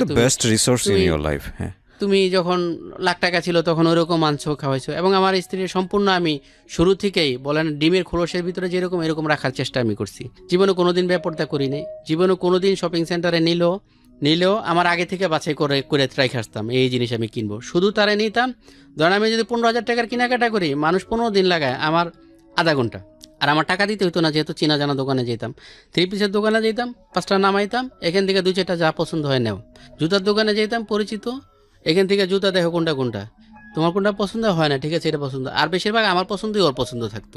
এবং টেইলার্সও আমি দোকানে নিয়ে মাপ দেওয়াইতাম না, টেইলার্স ঘরে নিয়ে আসতাম, নিজের সামনে থেকে মাপ দেওয়া, এবং টেইলার্সে বলতাম নামটা লিখে রাখবেন, পরবর্তীতে কাপড় দিলে যাতে মাপ না লাগে এই মাপেই বানাইবেন, আর গলাগুলা যা লাগে আপনি পছন্দ মতো বানাই দিবেন। আর আমি শুরু থেকেই বললাম যে যখন আমি মাত্র অল্প কিছু 150 বা 180 টাকা বেতনে কাজ করি, তখন থেকে আমি শানমুন টেইলার্সের শার্ট পরি। 80 টাকা যখন শানমুন টেইলার্স শার্ট বানায়, তখন থেকে আমি 350 টাকা পর্যন্ত শানমুন থেকে বানাইছি। শানমুন টেইলার্স ফপসি থেকে আমি প্যান্ট বানাইছি। আমি এবং আমি এরশাদের আমলে আমি 1,500 টাকা দামে জুতা পরছি। আমি একটু থাকতাম, ফ্রেশ থাকতাম। আর পোশাক আশাকের দোকানদার এইগুলো কিন্তু এমনিও একটু ফ্রেশ থাকতে হয়। আর পরে যখন এই যে মহাজন হয়েছি, তখন তো আর আর্থিক সমস্যা নেই। এরপরে ওই টাকা বৈশা এই টাকা দিয়ে সংসার চলছে, বাজার খরচ, সমস্ত কিছু, বাসা ভাড়া, স্ত্রী সন্তানের ভরণ পোষণের ব্যবস্থা, বাচ্চাদের পড়ালেখা, সব কিছু। এই টাকা এরকম মানে কিছু করতে গেলে আমি তখন চিন্তা করছি যে আমি যে এত ছোট থেকে এত ইয়েতে আসছি, আর আগে যেরকম অল্প টাকা ব্যবসা বাণিজ্য করার একটা পরিবেশ ছিল, এখন আর ওই মেন্টালিটিটা নাই, এখন আর ওই পরিবেশের নাই। যেমন আমি যে মার্কেটে বিনা টাকা অ্যাডভান্স নিয়েছি, বিনা টাকা অ্যাডভান্সে প্রথম আমি দোকান নিয়েছি 96 সালে, ওই মার্কেটে এখন দোকান নিতে গেলে 5 লক্ষ টাকা অ্যাডভান্স। তারপরে তখন ভাড়া ছিল না, ভাড়া ছাড়া ওপেনিংয়ে। আর এখন আপনি 15 থেকে 25 হাজার টাকা ভাড়া। আচ্ছা, এরপরে আপনার অন্তত আরো 5 লক্ষ টাকা মাল উঠানো। তারপরে এখন ওই আগের মতো ওই ব্যবসা নাই। আগে যেরকম 12 মাসই কম বেশি রেডিমেড পোশাকের ব্যবসা হইতো, আর এখন প্রত্যেকটা এলাকায় অলিগলিতে, বাংলাদেশে এমন কোনো জেলা বাকি নেই, প্রত্যেকটা গলিতেই দোকান আছে। এখন আর মানুষ আগে যেরকম হাতে গোনা কিছু market, elephant road, new market, মৌচাক, বঙ্গবাজার, এরকম এখন আর এই প্রত্যেক জেলায় এর চেয়ে অনেক ভালো ভালো মার্কেট আছে। কিভাবে কি করব? তারপর ওই মার্কেটে আমি 1600 ব্যবসায়ীর ভিতরে আমি অন্যতম একজন ভালো ব্যবসায়ী ছিলাম। এখন ওইখানে যে আমি আর কুলে উঠতে পারুম না, সেই তারপরে বিভিন্ন মার্কেটে গেছি, কম বেশি করছি, হয় না। তারপরে এভাবে চলতে চলতে আস্তে আস্তে একেবারেই শূন্য অবস্থায়। লাস্ট বিবির কাছে দেনমোহরের আনুমানিক হয়তো 1,00,000-2 টাকা ছিল কম বেশি। এই টাকাটাও উঠায় এই সংসারের পিছিয়ে খরচ করলাম। আর আমার বিবি এরকম একজন মানুষ, 17 বছরের সংসার জীবনে সে 17 টাকা এখন পর্যন্ত খরচ করেনি আমার থেকে। Very interesting. 17 বছরে সে 30 টাকা খরচ করছে। এই 30 টাকা আমি তারে টাকা দিয়েছি এবং বলছি যে বাচ্চার স্কুলের ছুটির পরে বাচ্চা যখন নিয়ে আসবা, স্কুলের সামনে একটা সবজির দোকান আছে, ওইখান থেকে 20 টাকার কাঁচামরিচ আর 10 টাকা ধইনা পাতা আনবা। এই 30 টাকা তার হাতে সে 17 বছরে খরচ করছে। সে কিরকম মানুষ, তার দুনিয়া বলতেই আমি আর আমার সংসার, এটুকুই তার দুনিয়া। বাহ, দুনিয়া। অসাধারণ না, আমি অসাধারণ বলছি এই কারণে যে প্রতিটা মানুষই তার মতো হবে বিষয়টা এরকম না, কিন্তু সে তার জায়গায় অসাধারণ এই কারণে যে তার হাজবেন্ড তাকে খুব প্রশংসা করছেন, এই জায়গাটা থেকে আমি বলবো যে অসাধারণ। মানে হাজবেন্ড অ্যান্ড ওয়াইফের লাইফে সবচেয়ে বড় অ্যাচিভমেন্টের জায়গাটা হচ্ছে ওয়াইফ যদি তার হাজবেন্ডকে মন থেকে প্রশংসা করে, এবং একই সাথে ভাইস ভার্সা আমরা যদি বলি যে হাজবেন্ড যদি তার ওয়াইফকে মন থেকে প্রশংসা করে। এখন সেটা কি হলে তাদের মনোরঞ্জন হবে সেটা অন্য বিষয়, কিন্তু প্রশংসার জায়গাটা যদি দ্বিপাক্ষিকভাবে থাকে তাহলে এটা হচ্ছে সবচাইতে দাম্পত্য জীবনের সবচেয়ে বড় অর্জন। এটা আমার ব্যক্তিগত ওপিনিয়ন, আমি মনে করি যেটা সত্যিকার অর্থেই বর্তমান সমাজে মেলা খুবই ভার, খুবই মুশকিল। বলুন। এই যে আমি যে দেড়মোহরে 2-2.5 লক্ষ টাকা দিছি, এই 2.5 লক্ষ টাকাও সেখান থেকে 2.5 টাকাও ভাঙেনি। পুরো টাকাই যখন পরে আমি অভাবে পড়ছি আমার ফেরত দিছি। এই টাকাও এমনি এমনি সংসারের পিছনে ইটি করে খরচ করে শেষ। এখন আমার যেহেতু কোনো শিক্ষাগত যোগ্যতা নাই, কোনো চাকরিও করতে পারতাছি না কোনো জায়গায় চেষ্টা করে, এরপরে দেখেন কি ভয়াবহ পরিস্থিতি। আমি যেখানে একজন ভালো প্রতিষ্ঠিত মহাজন ছিলাম, ওইখানে আমি চাকরির জন্য যাই। বিভিন্ন দোকানে আকার ইঙ্গিতে একটু ভাঙ্গে ভুঙ্গে একটু একটু বলি যে আমার একটা দোকানে সেলসম্যান হিসাবে। তারপরে আমার সেলসম্যান যারা ছিল তাদের কাছে আমি বলে আসছি যে আমার কোনো একটা জায়গায় পারলে দেখো একটা দোকানে উঠাই দিও। কিন্তু এক হলো এত শরম লজ্জা খাইয়া যাওয়া, যেখানে আমি নিজে একজন বড় ব্যবসায়ী ছিলাম, ওইখানে আমি সেলসম্যান হিসাবে চাকরি করতে যাওয়া। হয়তো আমার কাছে যারা চাকরি করছে তারাও এখন মালিক, জি মহাজন। এখন আমার দোকানে যে চাকরি করছে আমি তার দোকানে কিভাবে চাকরি করি, অথবা তার সাথে একই সাথে কিভাবে আরেক দোকানে চাকরি করি। এই যাই ঢাকা যাই আসি বিভিন্ন মার্কেটে, বিভিন্ন জায়গায় যেখানে আমি আগে ব্যবসা বাণিজ্য করতাম, চিনা জানা আছে কেরানীগঞ্জ, এই জায়গায় ওই জায়গায়। তারপরে আবার শিক্ষাগত যোগ্যতা থাকলেও হয়তো কোনো একটা যারা হোলসেলার তাদের ওইখানে হয়তো একটা ম্যানেজার হিসাবে বা কোনো একটা হিসাবে, যেহেতু আমার সবাই জানে আমি কোনো খারাপ কোনো এই জগতে যে মানুষ এগুলো করে নেশা পানি বা জুয়া কত রকম কত এইসব কোনো কিছুতে নাই। হ্যাঁ আমি ঠিক আছে, আমি শেয়ার বাজার ব্যবসা করছি, আমি লস খাইছি, এর বেশি আর আমার অন্য কোনো খারাপ কোনো নেই। আমি একটা সাইড পাইতাম, কিন্তু শিক্ষাগত কোনো যোগ্যতা নেই। আর যারা আমার একেবারে ঘনিষ্ঠভাবে না জানে তারা সবাই জানে আমি কম বেশি লেখাপড়া জানি। এখন একটা মানুষের কাছে একেবারে যে নিজের প্রকাশ করা যে আমি শুধু নাম দস্তখত ছাড়া কিছুই পারি না, এটাও তো একটা লজ্জার বিষয়। কিভাবে কি করি, যে তাহলে আমি যখন ব্যবসা বাণিজ্য করছি আমি চলছি কিভাবে? আমার শুরু থেকে শেষ পর্যন্ত আমার একজন ম্যানেজার ছিল। ভাগ্য কি দেখেন, ওরা স্থানীয়, ওর এখন 12 তলা বাড়ি, ঢাকা শহরে গোলাপবাগে 12 তলা বাড়ি, যে আমার কাছে আমার শুরু থেকে শেষ দিন পর্যন্ত আমার দোকানে চাকরি করছে। মানে ওরা ঢাকার স্থানীয়, তো আগে পুরান বাড়ি ছিল, ওর বাবা মা দুজনে স্ট্রোক করে একই বছরে মারা গেছে। ওর আত্মীয় স্বজনরা এই পুরো জায়গার কাগজপত্র ঠিক করে একটা ডেভেলপারে দিয়ে দিছে। এটা এখন একটা 12 তলা বিল্ডিং, যে আমার কাছে চাকরি করছে। এখন আমি মানুষ দিন দিন উন্নতি হয়েছে, আমি ধ্বংস হয়েছি। আমি কিভাবে কি করি? আত্মীয় স্বজনে কেউ আমি বলে অথই সাগরে নেমে বললো, কেউ বিশ্বাস করে না। সবাই বলে যে ওর কম বেশি কিছু টাকা কোনো না কোনো জায়গায় আছে, নাইলে ও তো সচ্ছলভাবে চলতেছে, খাইতেছে, ডাটেই করতেছে সবকিছু। এটি কিভাবে কি? এটা একটা ভয়ানক ব্যাপার। মানে উনি যে অবস্থায় আছে সেটা খুব ভয়ানক একটা ব্যাপার। বলছে এই কারণে, ধরেন আমার মতো একজন মানুষ কিংবা আপনার মতো একজন মানুষ যাদের সাজ পোশাকে বোঝা যায় না যে আসলে এই মানুষটার পকেটে টাকা নেই, এবং এই মানুষটার একটা বড় সমস্যা হচ্ছে এই মানুষটার পোশাক আশাক যেরকম, এই মানুষটা গিয়ে কোনো একটা মানুষের কাছে হাতও পাততে পারবে না তার সম্মানের কারণে, তার প্রেস্টিজের কারণে। পেটের ক্ষুধা কিন্তু এই প্রেস্টিজ আর সম্মান এগুলো মেনটেন করে না। পেটের ক্ষুধা যখন লাগার কথা তখন লাগবেই। এবং অদ্ভুত কষ্টের বিষয় হচ্ছে যে এই মানুষজনের কথা কেউ শুনতে চায় না এই কারণে। ওই জন্য যেটা বললেন যে কেউ না কেউ মনে করে না কিছু না কিছু তো নিশ্চয়ই আছে, নইলে শ্বাস পোশাক এরকম হবে কেন? কারণ আমাদের জায়গা থেকে আমাদের একটা পারসেপশন হচ্ছে হলো সেই মানুষটাই বিপদগ্রস্ত যার পরনে কাপড় নেই, যে গায়ে ময়লা, যে গোসল করতে পারে না, রাস্তায় পড়ে থাকে, ভিক্ষুক থালা নিয়ে থাকে, ওই মানুষটাই বিপদগ্রস্ত। এছাড়া এই ধরনের মানুষ এদের যে কখনো কখনো এরকম হতে পারে, সামনে গেলে বুঝতে পারবেন যে ভদ্রলোকের এখন কী নিদারুণ অবস্থা, এটা আমরা আসলে বুঝি না। এবং আমার কাছে কেন জানি মনে হয় ওই ভিক্ষুকের অবস্থার চাইতেও এই অবস্থাটা ভয়ানক রকমের কঠিন। কারণ ভিক্ষুক তো হাত পাততে পারে, উনি হাত পাততে পারবেন না। And this is very very very tough situation in life. আল্লাহ মাফ করুক, কারো জীবনে না আসুক। জি বলুন। পরে সবাই এইভাবে, এরপরে যে আমার স্ত্রী দেড়মোহরের টাকাটা উঠায়, এটাও শেষ। এখন মানে এক ধরনের আমি কোথায় মানসিক রুগী, এখন আমার কিছু ব্রেন কাজ করে না। এক পর্যায়ে আমি সিদ্ধান্ত নিলাম আত্মহত্যা করব। আচ্ছা। আমি 10 টাকা দামের একটা ঘুমের ওষুধ, এটা আমি ডাক্তারের কাছে শুনছি যে কোনো একটা দুর্বল লোক যদি 4 টাকায় তার জ্ঞান ফেরার সম্ভাবনা খুব কম, ফিরতে পারে সম্ভাবনা কম। এবং 10 টাকায় একজন তারকা মারাও গেছে। আমি এটা 40টা কিনলাম, 4টা খাওয়ার পরে জ্ঞান ফেরার সম্ভাবনা কম, দুর্বল লোকের। আমি পুরুষ মানুষ, আমার জন্য 10টা যথেষ্ট। আমি 40টা কিনলাম। কিনা আমি একদম সুন্দরভাবে ওই দিন গোসল টোসল কইরা ফ্রেশ হইয়া নামাজ পড়া নিজে নিজে তবা কইরা আমি ওষুধ নিয়ে কোনো একটা ভালো রেস্টুরেন্টে গেলাম। যাই ওখানে এই কি বলে আমার পছন্দের যে খাবারগুলা, রসমালাই খাইলাম, দই খাইলাম, নান রুটি আর গরুর গোস্ত খাইলাম। পাশাপাশি এই 4 পাতা খাইছি, 4 পাতা খাইছি। 4 পাতা খাওয়ার পরে ওইখান থেকে আমি বাসার কাছাকাছি আসার পরে আর আমার আনুমানিক 1.5 মাস সম্পূর্ণ মানসিক ভারসাম্যহীন অবস্থায়, মানে মরি নেই। আমার তো উদ্দেশ্য ছিল আত্মহত্যা, কিন্তু আত্মহত্যা হয়নি, মরি নেই। কতদিন আগের ঘটনা এটা? এটা 3 বছর আগের ঘটনা। 3 বছর আগের ঘটনা। ওই সময় বাচ্চা কাচ্চা তো ছোট ছোট? বাচ্চা কাচ্চা একেবারে ছোট না। আপনি বড়টা হয়তো 6-এ পড়ে, আচ্ছা। বড়জন মেয়ে এখন ক্লাস 9-এ, পড়ালেখা 2 মাস যাবৎ বন্ধ। আচ্ছা। আর ছোটজন এখন ক্লাস 5-এ, ওই সময় হয়তো 2-তে হবে। মানে লেখাপড়া বন্ধ হয়ে গেছে? দুজনের পড়ালেখা 2 মাস যাবৎ বন্ধ। আজকে দুজনের পরীক্ষা চলতেছে, কিন্তু পরীক্ষা দেওয়ার কোনো কারণ, পড়াইতে পারি নাই, স্কুলে পাঠাইতে পারি নাই, ফিস নাই, সবকিছু মিলে। জি। স্কুল থেকে স্যারেরা ফোন দিছিল, ক্লাস টিচার যারা, তারা যোগাযোগ করতে বলছে যে সমস্যা থাকলে তারা না বেতন বাকি রেখা করবে, অথবা ঠিক আছে ওটা মাফ করলো, কিন্তু আরও তো আনুষঙ্গিক 2টা বাচ্চার পিছনে মিনিমাম 3,000 টাকা মাসে খরচ আছে। যেহেতু বাচ্চা বড়টার সামনে এসএসসি পরীক্ষার্থী, এখন তো 3 টাকারও খরচের কোনো, আমি তো পেটে ভাতই দিতে পারতেছি না।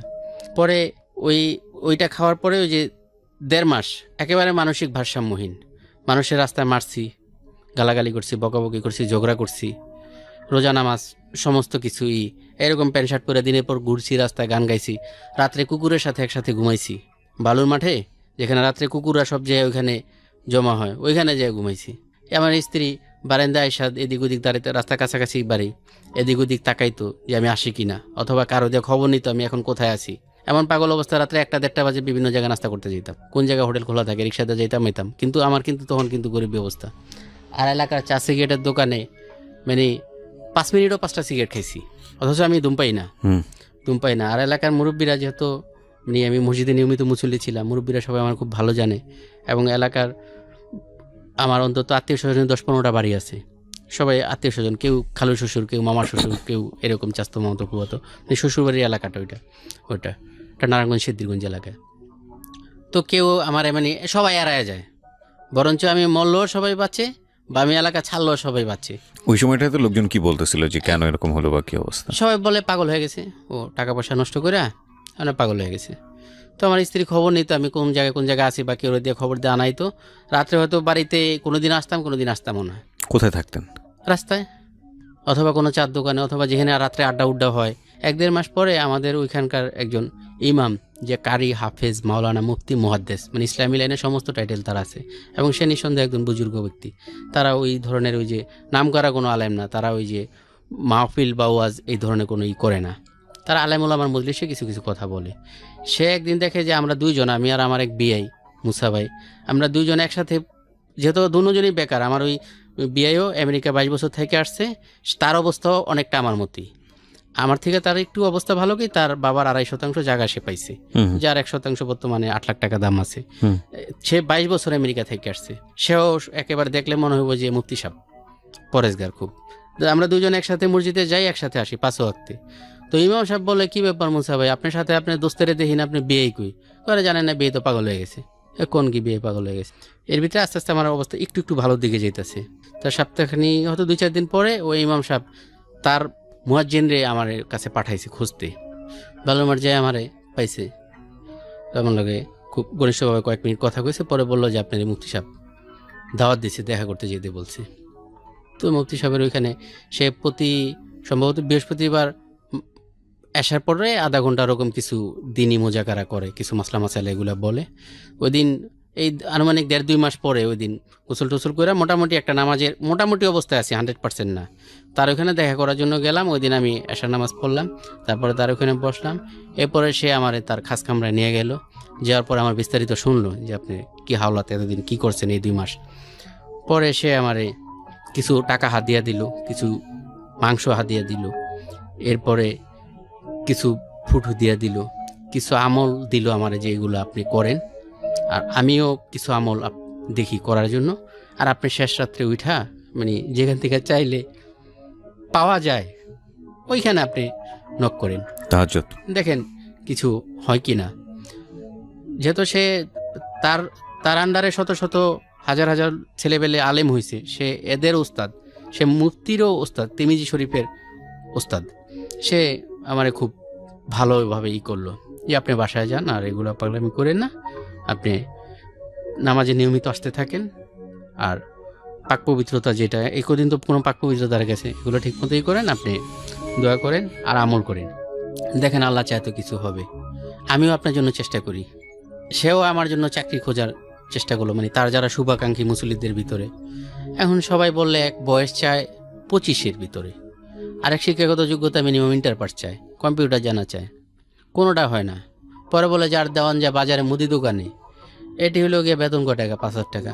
আমার তো আপনার আমি ওয়ারি থেকে আস্তে আস্তে বাসা ভাড়ায় মানে 14,000, ওই আরও 10 বছর আগে 14 থেকে 16, এখন আস্তে আস্তে আমি কারেন্ট বিল বাদে 5,000 মানে 6,000 টাকা বাসা ভাড়া। 6,000 টাকা তো আমার বাসা ভাড়াই, আমার 15,000 টাকা নিচে তো আর কিছু হবে না।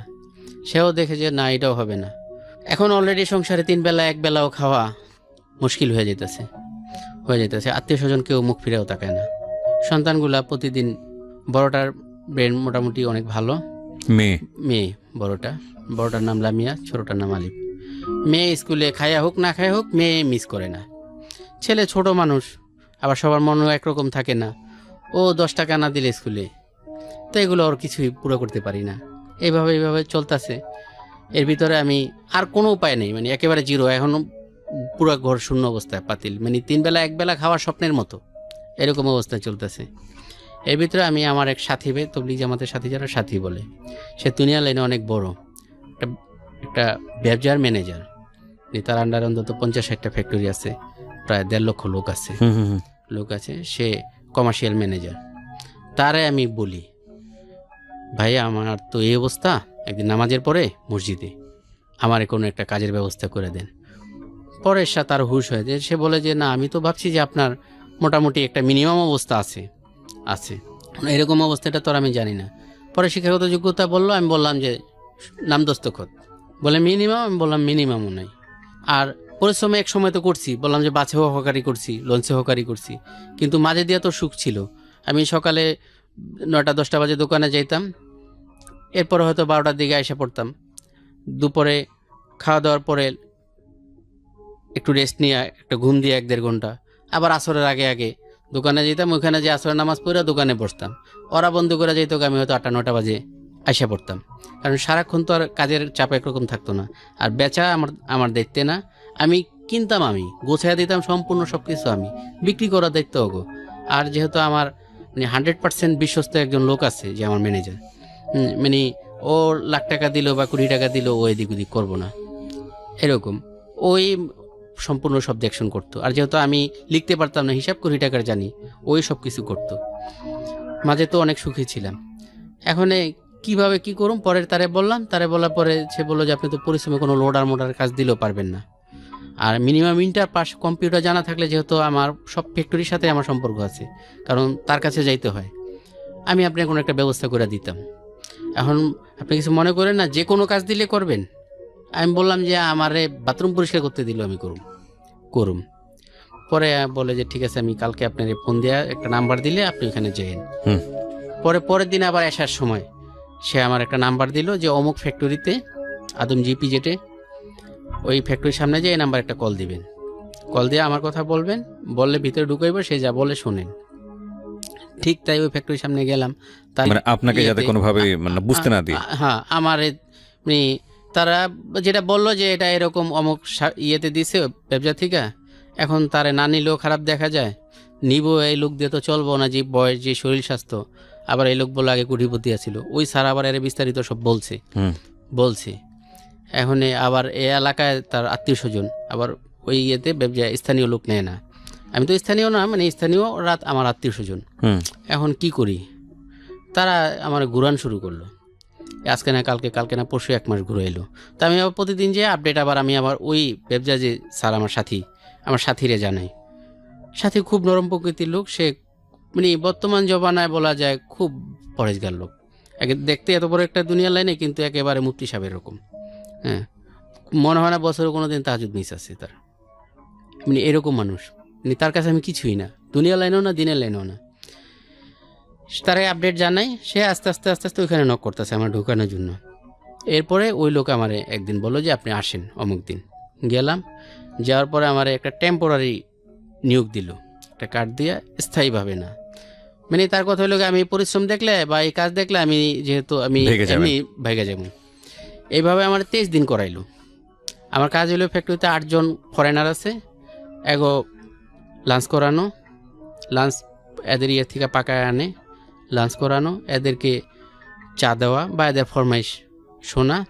আর এমনি অফিসারদের ওই শুধু 2 বেলা, হ্যাঁ 2 বেলা শুধু, আর 7-8 জন আছে তাদেরকে 2 বেলা টাইম করা, চা দিয়ে আসা, সকালে 10টার দিকে একবার আর ওই লাঞ্চের পরে একবার। এদেরকে আর কোনো এদের নেই। এইভাবে তো হ্যাঁ চিন্তা করছে এই চা টানার কাজ কি করব আমি 23 দিন। সে বলছে যে যা বলে, আমার ওই সাথী বলছে আপনি কিছু শুনবেন না, আপনার কাজ আপনি করবেন, আপনি যদি বাইক করে দেয় আমি তো আছি। আমি 23 দিন করলাম, এখন দেখা যায় এই লোক তো যাওই না, না আমি টাইম মতো আসতেছি, টাইম মতো যাইতাছি। মানে মাস শেষ, স্যালারি শিট তৈরি করতে হবে, এখন তো নিয়োগ দিতে হবে। এই 23 দিন পর আমার নিয়োগ দিল, সম্ভবত 5,600 টাকা বেসিক সব কিছু মিলে প্রথম মাসে 10,000 টাকার কিছু কম আসলো। প্রতিদিন 2 ঘন্টা বা 3 ঘন্টা, সম্ভবত 2 ঘন্টা ওভার টাইম থাকতো। মোটামুটি 1-2 মাস করার পরে আমার একটু প্রমোশন দিল কি আমার মেসেঞ্জার হিসাবে একটা দায়িত্ব দিল।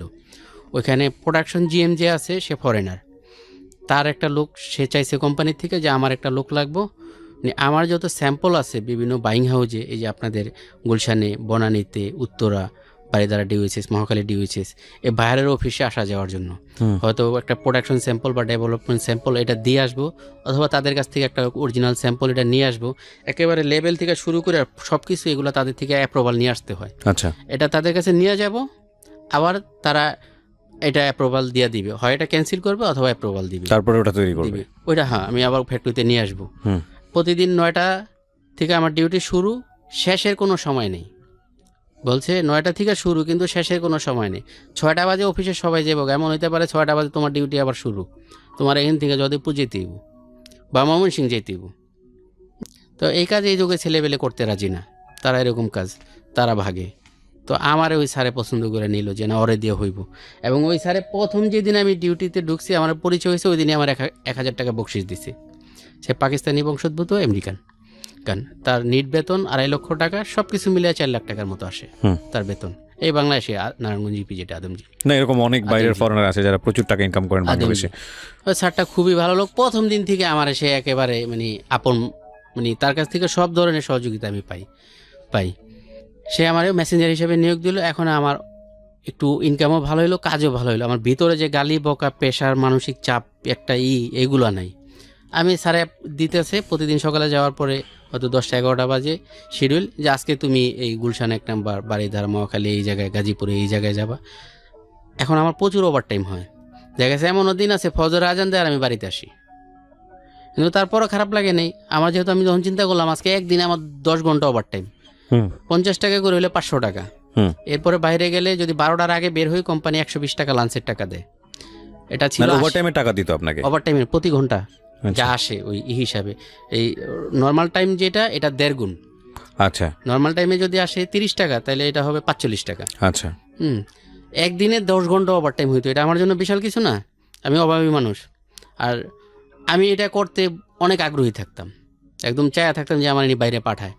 বাইরে পাঠাইলে আমারই ছিল কি আমি লাঞ্চের টাকা, ডিনারের টাকা পাইতাম। 12টার আগে বের হইলে কোম্পানি লাঞ্চের টাকা দেওয়ার নিয়ম 80 টাকা। তো একদিন আমি এরকম গেছি, যাওয়ার পরে স্যার বললো যে শহীদুল 80 টাকা কী খাইছো? সে বাংলা জানে কিন্তু কারোর সাথেই বাংলা বলে না, শুধু আমার সাথেই বাংলা বলে, যে শহীদুল 80 টাকা কী খাইছো? আমি বললাম যে স্যার চা আর কলা রুটি খাইছি। ক্যা চা কলা রুটি? আমি বললাম স্যার 80 টাকা দিয়ে রাস্তার পাশে হোটেলও খাওয়া হয় না, আর আমি ওই ধরনের ইয়েতে খাইতেও পারি না, খাইলেও মিনিমাম গরুর গোস্ত ছাড়া আমি রাস্তার পাশে হোটেলে খাই না, আমার এটা রুচিত হয় না। তাহলে কত টাকা লাগে? আমি বলি মিনিমাম 150 টাকা। পরে বললো যে ম্যানেজাররা কত টাকা পায় লাঞ্চের টাকা? আমি বললাম 300 টাকা। তোমাদের? আমি বললাম যে 80 টাকা আমাদের কোম্পানি থেকে অ্যাপ্রুভাল দেওয়া। ঠিক আছে, আজকে থেকে 120 টাকা করে দিলাম। 120 টাকা করে দিছে। এখন 12টার আগে বের হলে যে আমি 120 টাকা লাঞ্চের টাকা পাই। এখন 120 টাকা থেকে আমি কোনো দিন 200 টাকাও খাই, যেদিন দেখা গেছে ক্ষুধায় খুব হয়তো ক্লান্ত লাগতেছে লাগতেছে। আবার কোনো দিন ওইখান থেকে এক কাপ চা খাইলাম, একটা 6 টাকা রুটি খেলাম, 10-20 টাকায় শেষ। অথবা এক খালি কলা কিনা খাইলাম, বাস শেষ। এই টাকাটা বাঁচাইলে আমার এই টাকাটাতে কি হয়, ওই 2 বাচ্চারে সকালে আমার 10 টাকা করে স্কুলের জন্য দেওয়া যায়, এবং এই টাকার থেকে বাচ্চাদের পেন্সিল খাতা খুঁতা কিছু কিনা যায়, এবং প্রতিদিন যাওয়ার সময় কিছু সবজি বাসার জন্য এটা কিনে নেওয়া যায়। মোটামুটি মানে ফিরা ব্যাক করার পরে মানে ওই সময় তো শেষ, এখন এই সময়টা আমার অনেক সুখের সময় যেতেছে। মানে ওই যে গরিবী হালতের ভিতর থেকে এখন যে আমি একটা কাজ করতেছি, ও পিওন, এক ধরনের মেসেঞ্জার, পিওনি মেসেঞ্জার, কাজেও কোনো ক্লান্তি নেই। 2 বছর কাজ করলাম। 2 বছরে আমি মোটামুটি ওইখানে কাজে আমার বলে না যে পয়েন্টে 100% আমি পাইছি। আমি এই 2 বছরে যে ইনক্রিমেন্ট পাইছি, এবং ইনক্রিমেন্ট আমি বছরে 2টাও পাইছি।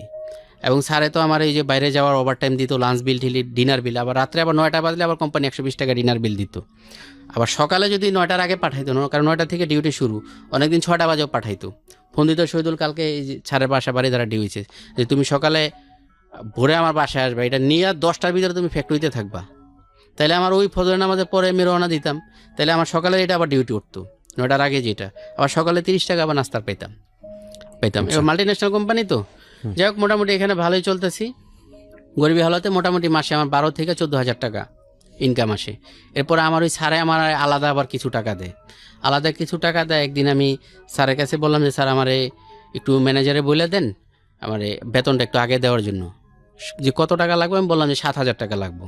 বললো 7,000 টাকা কী করবা? আমি বললাম যে স্যার আমার দোনো বাচ্চার স্কুলের ফাইনাল পরীক্ষা, ওদের পুরো বছরের বেতন বাকি, এই টাকা, এইখানে কিছু মাস শিক্ষকদের কিছু বাকি টাকা, এরপরে ভর্তি পরীক্ষা ফিস, আরও কিছু কত ইটি লাগে না, এরপরে ভর্তি সব মিলে আমার 7,000 টাকা লাগবে। আপনি যদি বলে দিতেন তাহলে টাকাটা দিলে আমার বেতনের সময় ওইখান থেকে কাইটা রেখে দিল। যেহেতু আমি এখানে কোম্পানির ছোটো পদে কাজ করলেও কোম্পানির সর্বোচ্চ যারা তাদের সাথে আমার সম্পর্ক আছে, যে বলে দিলে দিয়ে দিব, সাথে সাথে আমার সে বাই করে পকেট থেকে দিয়ে দিল টাকা। আমি বললাম স্যার আমি তো অ্যাকাউন্টস থেকে চাইছি। না, এটা আমার থেকে দিলাম, তুমি এটা। বললাম তার স্যার স্যালারি পাইলে নিয়ে নেন, কয় না এটা তুমি রাখো। আর আমরা জিজ্ঞেস করলো তোমার 2 বাচ্চার স্কুলের বেতন কত টাকা? বললাম সম্ভবত 1420 টাকা। বললো এটা প্রতি মাসে আমার থেকে নিয়ে নিবা, আর আমার যদি মনে না থাকে তুমি আমার একটু টাচ দিও, যে স্যার বললে আমি বুঝুম, স্যার বললে আমি বুঝুম, আর কিছু বলা লাগবে না। সে আমার মানে একেবারে আপন করে নিছে, মানে মানে আল্লাহ এক একজনের উছিলা, আল্লাহ পাক দুনিয়া বলে না যে এক একজনের হেফাজত করে, এরকম এই লোকটা আমার এরকম উছিলা হয়ে দাঁড়াইছে, আমার সব ধরনের সব কিছু থেকে সেভ করে। যেমন কোম্পানিতে অনেকে আমার পিছনে লাগছে, যে আমি বাড়িধারা ডিউসিস কোম্পানি হেড অফিস, আমি এখানে ডিউসিসে এই গেটের থেকে ভিতরে গেলে রিক্সা 30 টাকা, আমি হাইটটা যাই, হাইটটা আসি, 30 টাকা বাঁচাই, 30-60 টাকা গেলে আর কি, মাসে 2-1 দিন যদি অফিসে আসা হয়। তো আমি মিথ্যা বলতাম না, আমি আবার এটা সাথে সাথে বলতাম যে আমি ভেবে টাকা বাঁচাই। এটা আবার এক অ্যাকাউন্টস ম্যানেজার পেজ দিছে, এর কাছে অবজেকশন দিছে যে এর কারণে শহীদের সময় বেশি লাগে বাইরে গেলে। পরে সে বলছে যে ঠিক আছে, শহীদের সময় বেশি লাগে, শহীদরে আমি অন্যদিকে নিয়ে যাই, আপনি এখানে অন্য একটা লোক দেন। শহীদরে আমি 1 মাসে 4,80,000 টাকা পর্যন্ত নগদ টাকা দিছি। শহীদের টাকা নিয়ে, নগদ টাকা নিয়ে অফিস থেকে গেছে, আমি শহীদের কোনো জায়গায় পাঠাইছি, গাজীপুর, জয়দেবপুর, ভালুকা, ময়মনসিংহ। মানে কোম্পানি তো সবার সাথে যারা ব্যবসা করে এই এলসি কইরা, আর কিছু আছে বিভিন্ন ডিজাইনের জন্য কিছু সুতা আনতে হয় 200-500 কেজি, এগুলো তো আর এলসির মাধ্যমে না, এগুলো নগদ টাকা দিয়ে আনতে হবে, কোনো চেকের সিস্টেম নেই। এগুলো নগদ টাকা 2 লাখ হোক 4 লাখ হোক আমি সাথে নিয়ে যেতাম। অনেক সময় কোম্পানি গাড়ি দিত, অনেক সময় কোম্পানি গাড়িও দিত না, আমি নিজেই যেতাম। এখন সে বলতেছে, আমার কথা হলো যে শহীদ যদি বাচ্চা থাকে তাহলে এ টাকা থাকবো, আর যদি শহীদ মরা যায়, যদি কেউ নিয়ে যায় আততাই, শহীদের মাইরা নিতে হইব। আর আপনি এমন একটা লোক দেন যারা 50,000 টাকা দিব, যে যদি ভাগ্যা যায় টাকা আপনি দিবেন, আর শহীদেরটা আমি গ্যারান্টি 5 লাখ টাকা দিবেন, যদি শহীদ ভাগ্যা যায়, যতদিন আমি আছি ভাগ্যা যায়, এই টাকা আমি দিব।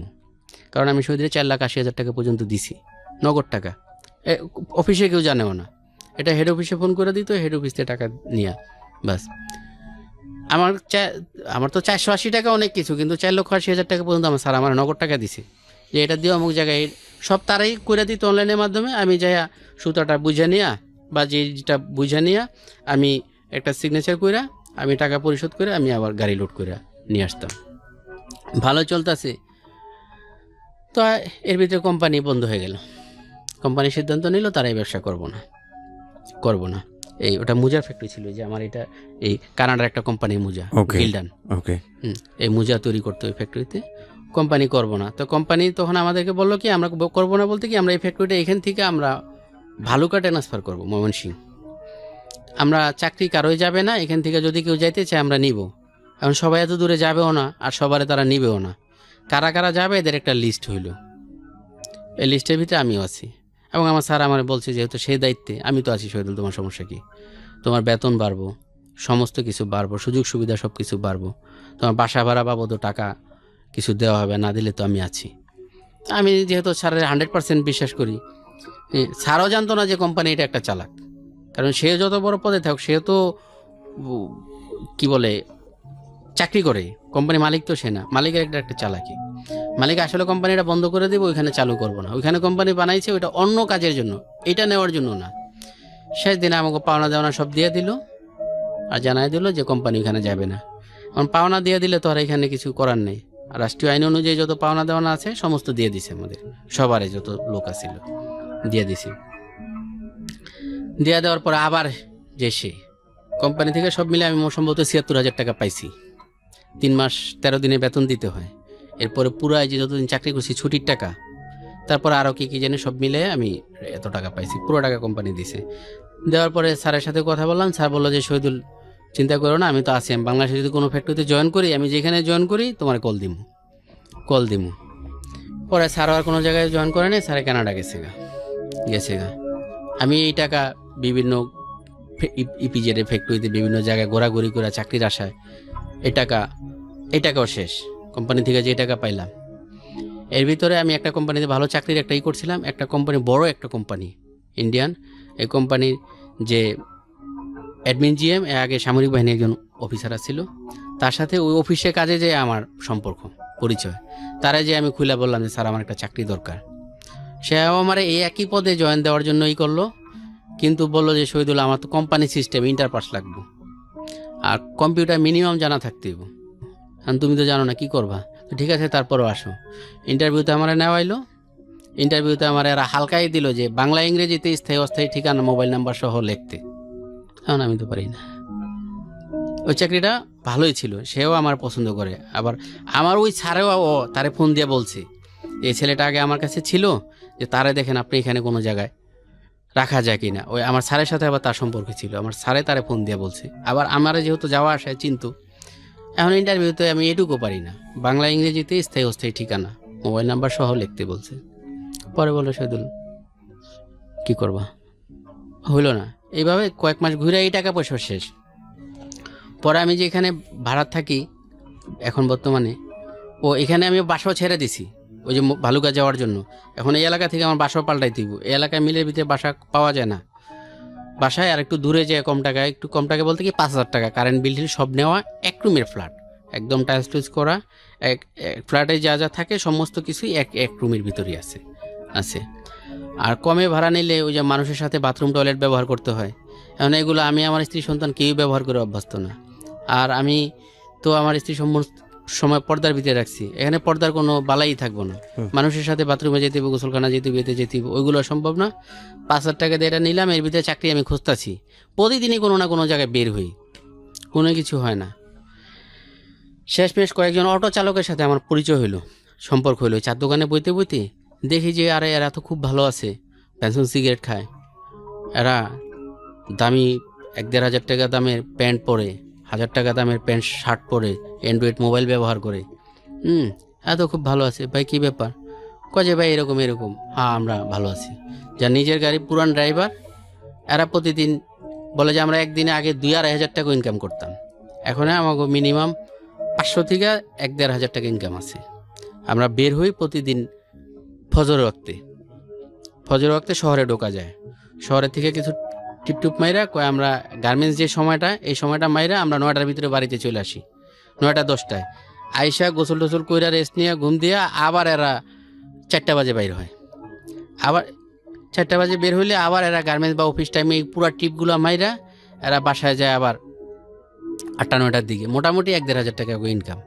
তো আমি বললাম যে ভাই আমার একটা সাইড দেন, আমার একটু শিখান। আমি 2 দিন এগুলোকে গেলাম অটোতে, ওই যে ইজি বাইক যেগুলো, এগুলো এদের সাথে গেলাম।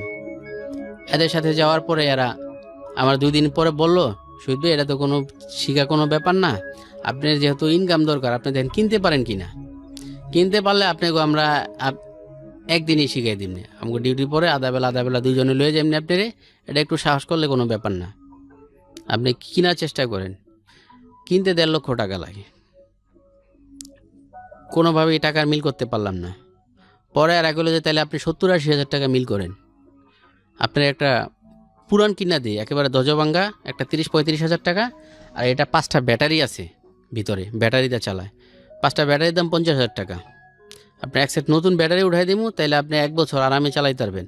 আর চোরও আপনার এটার পিছিয়ে ঘুরবো না, এটি আবার খুব চোরে নেয়, ওই যে মলম পাটি যারা, যেহেতু বাইরে দিয়ে দেখা যায় দজভাঙ্গা, কিন্তু ভিতরে তো আপনার ব্যাটারি পুরান, এটা তো আর ওরা জানবো না। আপনি নতুন মানুষ, আপনি লেগে ভালো হইব, আপনি পুরান কিনা দিমনি।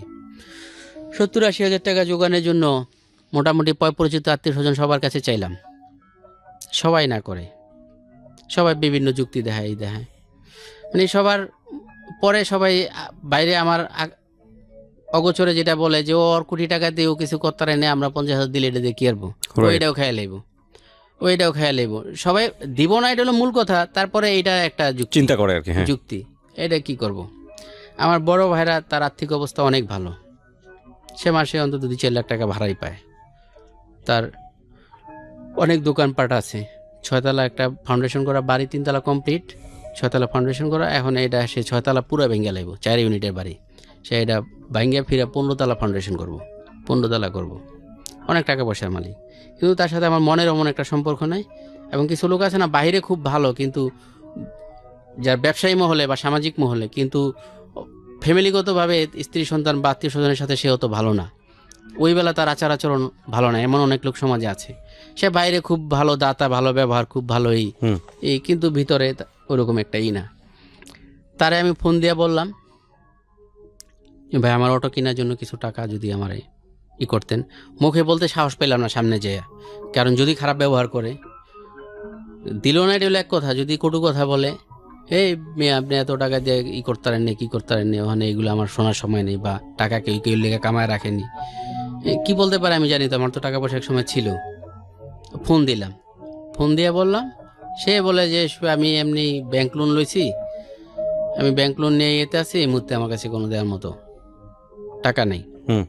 আমি বললাম যে তাহলে আপনি আপনার 30 হাজার টাকা দেন, মানে 70-80 হাজার টাকা লাগবে, আমার কথা 30 করে যদি 3 জায়গাতে মিল করন যায়। দিল না।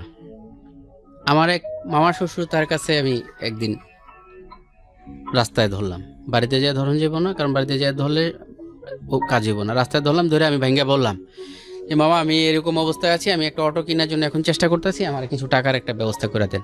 বললো কিরকম টাকা লাগবে, আমি বললাম যে 70-80 হাজার টাকা হইলে আমি আপাতত একটা করতে পারি।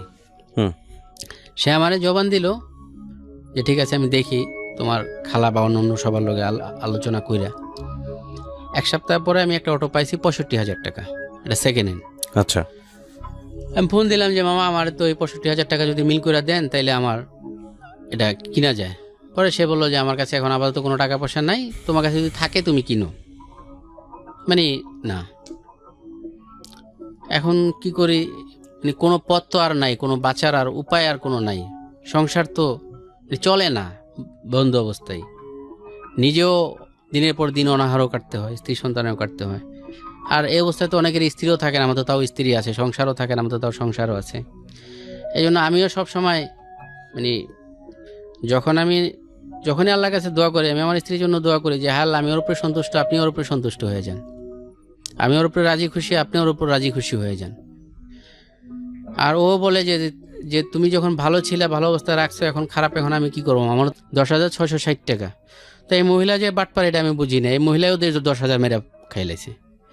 2 সপ্তাহ এই মহিলার পিছনে ঘোরার পরে মহিলা একদিন ডেট দিল যে কালকে আসেন, কালকে পরশু পরের দিন, এইভাবে রোজার আগে সম্ভবত শবে বরাতের পরে 2 দিন মহিলা বাসায় পুরা দিন কাটাইলাম, যে একেবারে বাসায় ভাড়াটিয়ার রকম, দখল হওয়ার রকম বাসায় থাকলাম।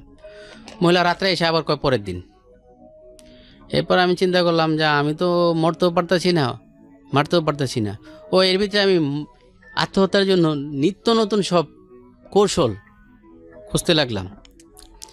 যেমন আমি এই যে চাকরি যাওয়ার পর থেকে এই সময়ের ভিতরে আমি সদরঘাট যে লঞ্চে উঠছি, যে লঞ্চেতে ঝাঁপ দিয়া লঞ্চে দেখি যে আত্মহত্যা করার জন্য যে সাহস দরকার তাও আমার নেই। মানুষের মারার জন্য সাহস লাগে, মরার জন্য সাহস লাগে, তাও আমার নাই। লঞ্চে উঠটা সাহস পেলাম না। এই লঞ্চে উঠটা লঞ্চের টাকা পয়সা যা ছিল সব খাইলো এটি করে আমি তো রেডি, আমি যে কোনো মুহূর্তে ফাল দিমু। পরে ভোরের দিকে দেখি যে যখন ওই দিকে গেছে কুয়াকাটার দিকে, এখন নদী ছোট, এখন দেখি যে এখন তো আর ফাল দিলেও মরুম না। এখন ওইখানে যে বিপদে আমার কাছে 1 টাকা পয়সাও নেই, 1 টাকাও নেই। বৃষ্টি ওইখানে যাওয়ার পরে এখন সকালে লঞ্চের ভাড়া চায়, যখন বললাম ভাড়া নাই আরও একটু খারাপই করলো। পরে এখন লঞ্চেতে নামার পর এখন আমার তো আবার আসতে হবে, ওইখান থেকে ঢাকা আসা কম টাকা ভাড়ারই না, খাওয়া দাওয়া সারা রাত্র ওর ঘুমা, কী করুম। এখন এইভাবে আত্মহত্যা করার জন্য আমি অন্তত 5-7 বার বিভিন্নভাবে চেষ্টা করলাম। বাসার সবারে পাঠিয়ে দিছি বেড়াইতে, খাটখুট খুইলা ফ্যানম্যান খুইলা একদম করে গলায় লাগাইছি। ঝোলার জন্য যে সাহস দরকার পায়ের তলে যে এটা ফালাই দেওয়ার জন্য, এই সাহসও আমার নাই। আবার ফ্যান মুন খাটখুট সব লাগায় আবার রেডি করে বুঝতে দিইনি। সন্তানের কথা মনে পড়তো না? একটা ছেলে একটা মেয়ে। এখন কোনো পথ নেই। তারপরে আমি আমার স্ত্রীর প্রস্তাব দিলাম যে আমরা দুজনই আত্মহত্যা করি। My goodness. সে বলে যে না 2 জন না, তাহলে 4 জন সন্তান সহ। যে অগত থেকে যে ওরা কার কাছে ঠোকর খাইব। কারণ আমার বড় ভাইরা এত আর্থিক অবস্থা, তারে প্রস্তাব দিলাম যে আমার একটা মেয়ে অন্তত নিয়ে, মেয়েটা যেহেতু সামনে এসএসসি পরীক্ষার্থী, তারে পড়ালেখাটা শেষ করায় দেওয়ার জন্য 2 বছরের ব্যাপার। তার বাসায় তার তো আর আর্থিক, সে অনেক টাকার মালিক, তার এমন 100 জন খাইলেও কোনো সমস্যা নেই। তার বাসায় থাকবো, খাইবো, পড়ালেখা কমপ্লিট করব। এটাও তারা নিতে চায় না, যেহেতু সেনা মেয়ে সামনে রাখলে বিয়ে শাদির ব্যাপার এটি আছে, সব কিছু আমার উপরেই পড়বো। আমার খালা শাশুড়ি ইঠি, এদেরও আর্থিক অবস্থা সবার ভালো, এদেরকেও জানাইলাম। এরকম 100 জন খাইলেও তাকেও, এমনও অনেকের আছে কোনো ব্যাপার না, তারাও কেউ রাজি হয় না। এখন মেয়ে ঘরে বসে থাকা, একটা যে রানিং পড়ালেখা শেষ করে আবার 1 রুমের বাসা, এটাও তো একটা কষ্টের বিষয়। এরপরে 3 বেলা খাওয়ার অবস্থাও ঘরে নেই। তারপরে বললাম ওই যে লোনের জন্য আবার ওই যে 10,000 টাকা দিছি, এই মহিলার শেষ পেশে আমি চিন্তা করলাম মেরা ফেলাম, মারলে আমার একটা পথ হইব, আমার অন্তত জেলে থাকুন একটা ব্যবস্থা হইব। চিন্তা করুন কতটা ভয়ানক আমাদের জীবন। ভয়ানক আমি চিন্তা বলছি না ওনার, মানে কতটা ভয়ানক পরিস্থিতি একটা মানুষের জীবনে হতে পারে এই আর্থিক দৈন্যতা। বিষয়টা এরকম, মানে আমি না এক্সপ্লেইন করতে পারছি না, কজ আমি আপনাকে ফিল করতে পারছি। মাঝে মাঝে আমরা যারা বেসরকারি জব করি তাদের অবস্থাটা অনেক সময় এরকম হয়ে যায়। একটা সময় সরকারি চাকরির একটা বড় দিক হচ্ছে সরকারি চাকরিতে একটা নিশ্চয়তা থাকে, মানে আর যাই কিছু করুক না কেন ওর দিন শেষে বেতনের একটা ব্যাপার থাকে, পেনশনের একটা ব্যাপার থাকে। কিন্তু বেসরকারি চাকরিতে অনেক বড় স্যালারি, অনেক ভালো স্ট্যাটাস মেনটেন করার পর হঠাৎ করে, আমি এরকম অনেক মানুষ পেয়েছি, হঠাৎ করে দেখা গেল তার চাকরিটা চলে গেছে কোনো কারণে, এবং তারপরে সবচেয়ে বড় ভয়ানক যুদ্ধটা করতে হয় যে রাতারাতি যে ফল ডাউনটা হয়, যে সে যে স্ট্যাটাসে ছিল সেখান থেকে সে একদম বিলো লেভেলের স্ট্যাটাস। সবচেয়ে কঠিন হয় হচ্ছে ওই মানুষটার জন্য, যদি মানুষটা খুব হাই সোসাইটিতে বিলং করে এবং হাই স্ট্যাটাসে বিলং করে, ওই মানুষটা যদি রাতারাতি জিরো হয়ে যায়, কারণ সে না পারে ফুটপাতে বসতে, না পারে আগের অবস্থায় থাকতে, না পারে মিডল কোনো কিছু করতে। আমি আপনার জায়গাটা দিয়েই বুঝতে পারছি, আপনি খুব আপার ক্লাসে ছিলেন না, কিন্তু আপনার ওই জিরো অবস্থা থেকে আপনি যে অবস্থায় আসলেন সেটা খুবই আপার ক্লাস, এবং এইটুকু ম্যানেজ করতে গিয়েই আপনার এত ভয়ানক রকমের চিন্তা করতে হচ্ছে যে আমি যেহেতু পারছি না, আমি পুরো ফ্যামিলি মিলে, এবং যখন ওয়াইফের সঙ্গে শেয়ার করছে সে, তখন চিন্তা করছে পুরো ফ্যামিলি মিলে সুইসাইড করব। কতটা ভয়ানক হতে পারে আমরা এই শহরের মানুষ। এবং ও মাই গড, মানে জেলে গিয়ে থেকে আপনার হচ্ছে হলো কিছুটা খাওয়ার ব্যবস্থা তো হবে, মানে একটা প্রেশানি থেকে বাঁচার তো একটা পথ হইল। আমি ওই মহিলা আমার রকম হাজার মানুষের সাথে বাটপারি করছে, আমি দেখি যে পীরের দরবার যেমন মানুষ যায়, মহিলার কাছে এমন মানুষ পাওনাদার আসে। চিন্তা করলাম মনে মেরে এলাম, ওরে একটা সোফার পাশে যে টেবিল থাকে এটা দিয়ে দিলাম বাড়ি। এই বাড়িতে বাঁচার কথা না, কিন্তু মরা তো দূরের কথা, কিছুই হয়নি। একটু পরে একটু সেন্সলেস হয়েছে, একটু পরে ঠিক হয়ে গেছে বাড়ি দিয়ে। আর আমি যে 10,000 টাকা মহিলা মাইরা খাইছি, এই 10,000 টাকা পরের দিনে মহিলা বাপে দিয়ে দিছে। তারা স্থানীয় 34 কাঠা থাকো বাড়িটা, কিন্তু মেয়ে বিশ্ব বাটপার, এরকম লক্ষ লক্ষ টাকা মানুষের মেরে খাইছে। সে ডাইরেক্ট বলে থানায় যান, মামলা করেন। বাড়ি দিয়ে আরও আমার পাওনা একদিনই পেয়ে গেলাম। এই টাকা দিয়ে কিছু পাওনা দেওয়া না, যেগুলো আছিল বাসা ভাড়া ঠাড়া। আমি যে বাড়িতে থাকি বাড়িওয়ালা খুব ভদ্রলোক, মানুষগুলো সবাই খুব ভালো, সবাই খুবই সবাই আমার জন্য খুবই আন্তরিক। এখন তা কারো কিছু করার তৌফিক নেই। বাড়িওয়ালা যদিও তার 5 তলা বাড়ি, কিন্তু তারও আর্থিক অবস্থা খুব একটা ভালো না, এটাই তার সম্বল। এই পাওনা দিয়ে কিছু লেনদেন শোধ করে এই যে গত সবে বরাতের আগ মুহূর্তের কথা, রোজা যখন ঘনায় আসছে আমার ঘরে একবেলা খাবার নেই, এক মুঠ খাবার নেই, 4 জন মানুষ ঘরে। বাচ্চা দুইটা ওই পাশের ঘরে ফ্ল্যাটের যে ভাবি, এই ভাবি বাচ্চা দুইটারে ডাক ডুক দিয়ে নেয়। বড়টা শর্মে যায় না, ছোটোটার সাথে তাকে একটু খুবই ভালোই ছোটোটায় যে খায়। আর এমন কোনো কিছু না, আমি নামও জানি না কোন জায়গায় কি কিনতে পাওয়া যায় যেটা খাইলে 4 জনে, হ্যাঁ জানলে 4 জনে খাইতাম, এটা ঠিক। আমার মনে হয় আমার বাচ্চারও, আমার মনে হয় বড়টা রেডি বললে। আর আমার স্ত্রী তো মানে আমার এরকম বিশ্বাস করে, আমি যদি একটা আগুন জ্বালায়া তার সামনে আজকে যাইয়া বলি যে আগুনে হাত দাও, আর আগুন তো পড়ে, আজকের থেকে আগুনে পড়ে না, আগুনে যে পোড়ার ক্ষমতা এটা বন্ধ হয়ে গেছে, ও তাই বিশ্বাস করব, আমার এরকম বিশ্বাস করে। এখন এই মানুষ নিয়ে কিভাবে কি করুম, চিন্তা করুম। রিক্সা চালাম, কয়েকটা রিক্সা গ্যারেজে গেলাম, তাগুলোকে আলাপ করলাম বানাইতে কীরকম টাকা লাগে। তারা বললো যে মাল মেটেরিয়ালস কিনে বানাইলে 45 থেকে 50 হাজার টাকা লাগে। এই টাকা তো জোগানে কোনো অবস্থায় নেই। চিন্তা করলাম ভাড়া চালাইমু, ভাড়া আমি যাই গ্যারেজে কথা বলে আসি যাই, কিন্তু পরে যায় যে এটা উঠুম, এটা স্টার্ট দিয়ে আমি বের হইমু, এইটা আর পারি না। অন্তত 5টা গ্যারেজে আমি 25 দিন গেছি, এইটা আর পারি না। আবার 2 দিন একটা রিক্সাওয়ালার সাথে আমি, পারেন না কেন? মানসিক যে একটা আমি যে শরম লজ্জার মাথা খাই, আমি রিক্সা নিয়ে বের হইমু। আর আমি তো কোনোদিন রিক্সা স্টার্টিংয়ে বসি নেই, চালাই নেই। সামান্য জিরো পরিমাণটা তো অভিজ্ঞতার দরকার আছে। আর একজনে যে একটা গাড়ি দিব তারও তো একটু এটার একটা নিশ্চয়তা দরকার আছে যে হ্যাঁ এই লোকটা পারে। কারণ বাইরে যে আমি ক্ষতি হয়ে আসতে পারি, গাড়িটা ক্ষতি হয়ে আসতে পারে। 2 জন ড্রাইভারের সাথে 2 দিন একটু বাইরে হয়েছি, তারপরে সিটে বসায় আমি একটু কইরা, তারা যখন বাইরে হইলে দেখে যে যারা সমাজে মোটামুটি ভালো লেভেলে, তারা যখন আমার ডাক দেয়, এই সৈয়দ ভাই আপনি কই যান বা আপনি কি করেন, তখন ওরা ওই ঘুরান দিয়ে কয় যে সৈয়দ ভাই আপনি দিয়ে হইব না, দূরমি আপনি যান। লোক গ্যারেজে যায় উল্টা আমার চাচু খাওয়ায়া, এরা শিখাইতে ওরা জীবন না। এটুকু তো শিখার দরকার আছে, একদিনের সময় হোক দরকার আছে। এখন এর সাথে ওর সাথে খালি বুদ্ধি করি, রিক্সা চালানো, কি কয় ভ্যানে করে সবজি বেচা, এটার জন্য তো একটা ভ্যান কিনতে হইব, সবজি কিনতে হইব, বেচতে হইব, লস লাভ যাই হোক কী করতে হইব। মানে কিভাবে কেউ বুদ্ধি দেয় শরবত বেচেন, এটাও আমি মানে মরা হয়তো মনে হয় সহজ, কিন্তু এটা করাও কঠিন মনে হয়, এটাও পারি না। একজনের সাথে একদিন গেলাম, বললো যে আমরা কাজ করি, ওই যে বিল্ডিংয়ে থাই গ্লাস লাগায়।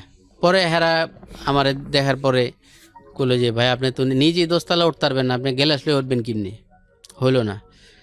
কালকেও এক জায়গায় গেছি চাকরির জন্য, সিকিউরিটি গার্ডের, আমার পরিচিত ফ্যাক্টরিতে লোক আছে, বললো যে ভাই আমাকে এখানে কম বয়স্ক লোক চায়, আর মিনিমাম খাতাটা লিখতে হয় হাজিরা, এরকম লেখাপড়া জানতে হয়, নাহলে তো হইব না। এরপরে রোজার শুরুর দিকে আমার আমাকে ইমাম সাহেব কিছু টাকা হাদিয়া দিল, আমার নামাজের পরে বেরিয়েতেছি, আমার হাতে একবেলা খাবার কয়েকদিন যাবত আমার ঘরে নেই।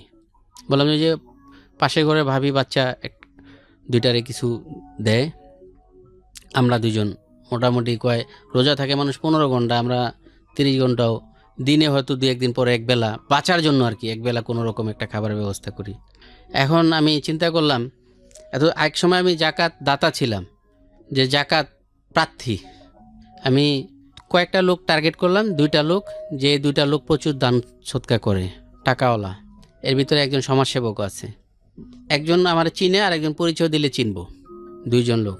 আমি এখন যেহেতু মরতে রাজি, আমি চিন্তা করলাম দরকার হলে আমাদের এলাকার এমপি সাহেবের কাছে যাবো, না হলে আমি প্রধানমন্ত্রী পর্যন্ত যাবো, দেখি যদি বাঁচার জন্য কিছু একটা করা যায়। যে মানুষ মরতে চায় সেই মানুষে কী করবো, না হয় প্রধানমন্ত্রী কার্যালয়ের সামনে গেলে কথার কথা গুলি করব, এর বেশি তো আর কিছু না। তো গুলি করলে এটা তো আমার জন্য নিয়ামত। আমি টার্গেট করলাম এলাকার একজন ব্যবসায়ী, একজন জনপ্রতিনিধি, না হলে যা বুঝায় বলবো, তা ইচ্ছা করলে তারা আমার মতো মানুষের একটা ইজি বাইক বা একটা রিক্সা কিনা দেওয়া, এটা কোনো ব্যাপার না। দরকারে প্রধানমন্ত্রী কার্যালয় পর্যন্ত যাবো। রোজার ভিতরে ইফতারি বলতে কোনো আয়োজন ঘরে নেই, সেরই সময় কিছু খাবারের 2-3 কেজি মোটা চাল কিনছি, কারণ একবেলা বেশি 3 বেলা খাইলে তো 3 কেজি তো শেষ হয়ে যাব 3 দিনই। সেরই সময় কিছু খাবারের জন্য, ইফতারের সময় কিছু না। ওই পাশের ঘরে ভাবি মুড়ি বানায় কিছু দেওয়া যেত বাটিতে, এটা ওই বাচ্চা 2টোর জন খাইতো, আমরা 2 জন খাইতাম না। আমি ওই নামাজের দিকে যেতাম গা, এভাবেই কয়েকদিন সময় কাটান শুরু হলো। পরে এখন ওই যে 3টা লোক টার্গেট করলাম, তিন চারজন, একেবারে ব্যবসায়ী, জনপ্রতিনিধি, এমপি, প্রধানমন্ত্রী পর্যন্ত। এরপরে আমি ওই ব্যবসায়ী লোকরে, সে আমার চিনি, সে বছর অনেক টাকা দান সৎকার করে, লক্ষ লক্ষ টাকা দান সৎকার করে, একেবারে নেকির কাছ থেকে গুনাহ পর্যন্ত, একেবারে ওয়াজ থেকে শুরু করে গান বাজনা, একেবারে মানে যত প্রকারের আছে সব কাজই, নেকির কাজ, গুনার কাজ, সব কাজে সে প্রচুর টাকা দান সৎকার করে। সে আমার চিনি। আমি যাই তারে সালাম দিলাম, তার বিস্তারিত খুলে বললাম, তার একেবারে পেঁচায় ধরে আমি কান্দে পড়লাম যে মামা যদি আমারে অন্তত একটা অটো রিক্সারও ব্যবস্থা করে দিতেন, একটা রিক্সার ব্যবস্থা করে দিতেন, আমি চলতে পারতাম। সে এড়ায় গেল, বললো যে আসলে আমার তো এখন ব্যবসা বাণিজ্য সব কিছু আমার ছেলেগো হাতে বুঝিয়ে দিচ্ছে, এখন আমারই 500 টাকা লাগলে আমার ছেলেগোর থেকে চাইয়া নেই, মানে ছেলেগো থেকে নেই, এখন তো আমার হাতে কিছু না। আর রমজান মাসে আমরা যে টাকা পয়সা দিই ওইগুলো দেওয়া হয়ে গেছে আরও আগে। ওই ব্যবসায়ী 10 টাকাও দিল না। জাকাত দাতা থেকে এখন জাকাত প্রার্থী হওয়া মানে কত, এটা সহজ না, কিন্তু এটা চাওয়া অনেক কঠিন। অনেক দিন চিন্তা ভাবনা করতে হয়েছে, তারপরে তার কাছে যাইয়া বলার সাহস যোগাইতে হয়েছে, বলছি হইল না। এরপর একজন জনপ্রতিনিধি যে বছর 2 থেকে 3, 3.5 কোটি টাকা পর্যন্ত বিভিন্ন ধরনের অনুদান দেয়, তার অনেক ইনকামও আছে, লোকও খুব ভালো লোক। তার ওইখানে অফিসে যাই, গেলে দেখা যায় অফিসের ভিতরে যে লোক আছে আর এক ভিতরে কেউ আমার না চিনলেও আমার আত্মীয় স্বজনরে চিনি, এখানে কি কথা হইতেছে এটা এলাকায় ছড়ায় যাবো গা, যে বলতে পারি না। অফিস বিশাল হাইফে রাজকীয় অফিস। তার বাড়িতে যাই বলার মতো কোনো অবস্থা নেই। 2-3 দিন এইভাবে ঘুরি। চতুর্থ দিন চিন্তা করলাম না, আজকে যেমনি হোক আজকে বলুমি। তার বাড়িতে গেলাম, যাওয়ার পরে দেখি গেস্ট রুমে 2 জন তার অ্যাসিস্ট্যান্ট থাকে না, এরকম আর কি, বসা। সালাম দিয়ে বসলাম, এরা বোঝে না যে আমি সাহায্য প্রার্থী, তাহলে তো বসতে দিত না। পরে বললাম যে ভাইয়া আছে? বললো আছে, ঘুমি, এখন ওঠেনি। বেলা 11টা বাজে। ওখানে 12টা পর্যন্ত অপেক্ষা করলাম। পরে চিন্তা করলাম যে এগো কাছে আমি একটু ঘটনাটা একটু বইলা দেখি, হয়তো কাছের লোক যারা তারা বললে একটু হয়। এগো কাছে আমি হালকা অল্প সময়ের ভিতরে আমি একটু বললাম যে আমি এরকম অবস্থা আছি, একটু বাইরে বইলা দেখেন আমার জন্য কিছু করা যায় কিনা, কারণ ভাই তো অনেক টাকা, লক্ষ লক্ষ টাকা বছর, বললাম যে 2-4 কোটি টাকা সে এরকম বিভিন্ন দান সদ্গা করে, যদি হয়। এখন ওটা বলার পরে দেখি যে আরও ভুল হয়েছে। এখন এরা পারলে আমারে ডাইরেক্ট উঠাই দেয়, খামাখাটি কুয়ে কোনো লাভ নেই। আর যে গেল আপনি কোন এলাকার মানে ন্যাশনাল আইডি ভোটার, আমি বললাম যে ওয়ারে, তাহলে তো আপনি এলাকার ভোটার না, আপনি এলাকার না। এখন সে তো তার এলাকার লোক হইলে তার জন্য কিছু করবো, এখন আপনি তো এলাকার না। আর এলাকার যারা আছে আপনার আত্মীয় স্বজন বা পরিচিত, যদি তাকে কেউ নিয়ে আসতেন তাহলে না হয় একটা হইতো, এখন তো সেইভাবে দিবে না, তাদের কথা যুক্তি আছে। পরে আমি সে 12:30 বাজে সে আসলো, আসার পরে তার গেস্ট রুম বিশাল অনেক হাইপে, ওটার ভিতরে ঢোকার পরে এইদিকে তাকানোর পরে আমার দেখছে। এখন তো এমনি দাড়ি টুপি এলা মানুষ দেখলে অনেক একটু করে যে আবার কিলির জন্য ঢুকলো আমার একেবারে অন্দরমহলে। পরে আমার বললো ওকে, বললো যে অমুক জায়গা থেকে আসছে হলো। পরে আমি 1 মিনিটের ভিতরে, যে ঘটনা আপনার কাছে 3 ঘন্টা বলতেছি, 1 মিনিটে তার কাছে ঘটনা বললাম, 1 মিনিটে। হ্যাঁ, পরে বললো বসার পরে কিছুক্ষণ পরে হ্যাঁ 2-1টা বিচার আচার কি জানি করলো। বিচার আচার করার পরে সে বললো রওনা দিচ্ছে। আমি বললাম যে ভাই আমি কি পিছিয়ে আসবো? বলে হয়। গেলাম, তখন বোঝা গেল তার মুডে যে সে আমার জিজ্ঞেস করছে রিক্সা কিন্তু কত টাকা লাগে। আমি বললাম ব্যাটারি চালিত এটা 50,000 টাকা লাগে, আর তার অফিসের সামনে গ্যারেজ আছে, মিথ্যা বলারও কোনো নেই। সে বোঝা গেল তাই 100% রাজি করার জন্য। কিন্তু যাওয়ার পথে পথেই তার ওই যে অ্যাসিস্ট্যান্ট যারা আছে তারা কানে হয়তো কিছু বলছে যে লোক টাকা পয়সা নষ্ট করে হয়তো মাথা মুথা খারাপ হয়ে গেছে, এরকম কিছু একটা। অফিসে যাওয়ার পরে সে আমার 3,000 টাকা আমার হাতে দিল, যে এটা নেয়া বাজার সদাই কর, বাজার সদাই করে রাখা, ঈদের আগে আরেকবার আসবি, ঈদের পরে দেখুন তোর রিক্সা কিনা দিই না হেলিকপ্টার কিনা দিই। লোক খুবই ভালো, মানে অনেক খারাপের ভিতরে রাজনৈতিক যারা নেতা আছে অনেক ভালো, এবং 3,000 টাকা দিয়েছে এটাও অনেক। তখন আমার জন্য মানে যে একবেলা খাবার ঘরে নাই, 3,000 টাকা নিয়ে এই টাকা দিয়ে আমি বাজার সদাই করলাম। পরে ঈদের আগে আরেকদিন যাইতে বলছে তার কাছে, ঈদের আগে গেছি, কিন্তু তখন আর কথা বলার রকম পরিবেশ নেই, কারণ এখন তার কাছে অসংখ্য লোক এরকম সাহায্য প্রার্থী। আমি চিন্তা করলাম নামাজ অমুক মসজিদে পড়ে, ওই মসজিদে যে আমি 2 দিন নামাজ পড়লাম। দ্বিতীয় দিনে আমি পাই গেলাম জোরের সময় অজু করে ওই জুতাটা যে বক্সে রাখে না, বক্সে রাখার মুহূর্তে আর আমি বললাম সালাম দিয়া, এমন ঈদের আগে দেখা করতে বলছিলেন, দেখে কিছু বলে না। পরে আমি চিন্তা করলাম না আর আগান ঠিক হইব না, হয়তো বিরক্ত হইব, কারণ তার দিকটাও তো দেখতে হবে, তার কাছে তো এরকম হাজারো লোক তাকে চালাইতে হয়ে যেত, তারা জনপ্রতিনিধি। আমি আর আগাইলাম না, চিন্তা করলাম না ঈদের পরে যাই। ঈদের পরে তার কাছে গেলাম, একদিন যে পাইনি, দ্বিতীয় দিন যে পাইছি। পাওয়ার পরে আমি যে সালাম দিলাম, দেওয়ার পরে বললো বয় তোর সম্বন্ধে আমার জানতেইব। ওইখানে বিশাল বসাইলো, এখানে বসানোর পরে ওইখানে অনেক লোকজন আছে, এর ভিতরে একজন পরিচয় দিলে আমার চিনে, চেহারা চিনে, আর একজন একেবারে আমার সমস্ত আত্মীয় স্বজন সব চিনে, একেবারে আমার এক মামা শ্বশুরের বাড়ির পাশের সীমানাহের বাড়ি। পরে জিজ্ঞেলোকে লেগেছো, কইলাম এই ঘটনা, আমি এই অবস্থা আছি, এখন আমার যদি একটা রিক্সার ব্যবস্থা করে দিতেন আমি চলতে পারতাম। পরে সে তো জনপ্রতিনিধি, তাকে ব্যবহার আছে আরও ভালো, সে বুঝের ভিতরে বললো যে দেখ তো হাত পা সব ঠিক আছে। বললাম হ্যাঁ ঠিক আছে, শরীর তো সব ঠিক আছে, ঠিক আছে, সুস্থ। কয় তোর মতো অনেক মানুষ সমাজে করিয়া খাইতেছে না, চার দোকান করে, ভ্যান চালায়, রিক্সা চালায়, কত কিছু করে করিয়া খাইতেছে না, তুই কিছু একটা কর। এখন তুই আমার কাছে আইস, হয়তো আমি তো তোরে রিক্সা কিনে দিব না, হয়তো অন্য কেউ দিলে দিতে পারে, আমি তো দিব না। আর তোর তো করা ক্ষমতা আছে, করা ক্ষমতা না থাকলে তোরে দিতাম। তার কথা যুক্তি আছে, তোরে দিতাম। সে বললো যে দেখ এই মুহূর্তে এই শীর্ষ ধনী কে বিশ্বের? আমি বললাম যে বিল গেট। তারও আর্থিক সমস্যা আছে, তাহলে তোরও আছে আমারও আছে। সে খুব ভালোভাবে বুঝে আমারে বললো যে দেখ রিজিক আল্লাহর হাতে, তুই ছোটো মোটো কিছু চেষ্টা কর, হয়ে যাবে। তো এভাবে আসাতে আমার 1,000 টাকা হাতে দিল, দিয়া বললো যে তুই মানে অন্য চেষ্টা কর কিছু আর কি। সে আর টাকা পয়সা যেটা তার কাছ থেকে আশা ছিল সে আর ওইটা করেনি, অথচ সে বছরে 2-4 কোটি টাকা দেয়। এখন হয়তো একলে আমি তার এলাকার আইডি প্রাপ্ত না, আমি ঢাকা ওয়ারির, যদিও আমি বসবাস করি তার এলাকায়। আর ওরকম কেউ দিয়ে যে আমি রিকোয়েস্ট করামু যারা বললে সে দিবে, ওরকম কেউ আমি শর্মে বলতেও পারি না, কারণ বললে এই কথাগুলো এলাকায় ছড়াই যাব, আরও বড় ধরনের সমস্যা হইব। I don't respect him. জি, তো তারপরে কি হলো? পরে আমি চিন্তা করলাম যে স্থানীয় জনপ্রতিনিধি, তার কাছে যেতে পারি না আমি, কোথায় এমপি শামীম ওসমান আর কোথায় প্রধানমন্ত্রী, একও কাজ পর্যন্ত আমি যেতেই পারুম না। এখন আবার আমি আমার ভাইরারে জানাইলাম এই মাধ্যমে, আমার ভাড়া ঈদ করার জন্য টাকা দিছে, মোটামুটি কিছু টাকা দিছে, এটা তার এক কথা জাকাতের টাকা থেকে দিছে। এবং আমরা এটা নিয়ম আছে, আমরা জাকাতের টাকা মেনশন করে আমি আমার এই বিবৃতি দিয়ে চাওয়াইছি যে তার তো অনেক টাকা জাকাতও আসে, আর আমরা বর্তমানে যে অবস্থায় আছি, আমরা বর্তমানে এই অবস্থায় জাকাত খাওয়া জায়েজ আছে, তুমি আপারে দিয়া বইলা দেখো যদি দাদার থিকা কিছু টাকা নেওয়া যায়, যে একটা রিক্সা বা একটা জি বাইক কিনা যায়, এরকম কিছু টাকা। কারণ সে যদি একজনরে দেয় তাহলে তো অনেক টাকা, আর যদি বলে যে না আমি একটু দিব, তাহলে তো এটা ভিন্ন কথা, বইলা দেখো। কিন্তু সে ওরকম দেয় নাই, সে কিছু একটা দিছে যে ঈদ করা যায় আর কি। কিন্তু সে বিয়ের পর থেকে সবসময় প্রতি মাসে 3,000 টাকা দেয়, প্রতি রমজানে 3,000 টাকা। এটাও যে যেমন যে আমরা যেমন দিই না যে আত্মীয় স্বজন একে অপরে, এটা তার শালীয় হিসাবে সে সবসময় একেবারে প্রথম বছর থেকেই 3,000 টাকা করে দেয়।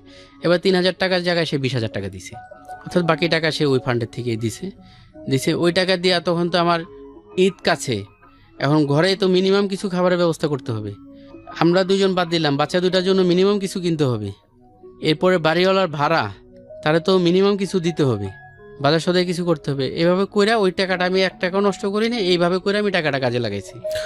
আপনার বাসা ভাড়া কত মাস যাবত বাকি? না, বাসা ভাড়া এখন বেশি একটা বাকি না, 2 মাসের বাসা ভাড়া বাকি। কত টাকা বাসা ভাড়া? 10,000 টাকা। 10,000 টাকা ভাড়া মাসে, 5,000 টাকা ভাড়া, 10,000 টাকা বাকি আছে। মুদি দোকানে 8,000 টাকার কাছাকাছি পাবে।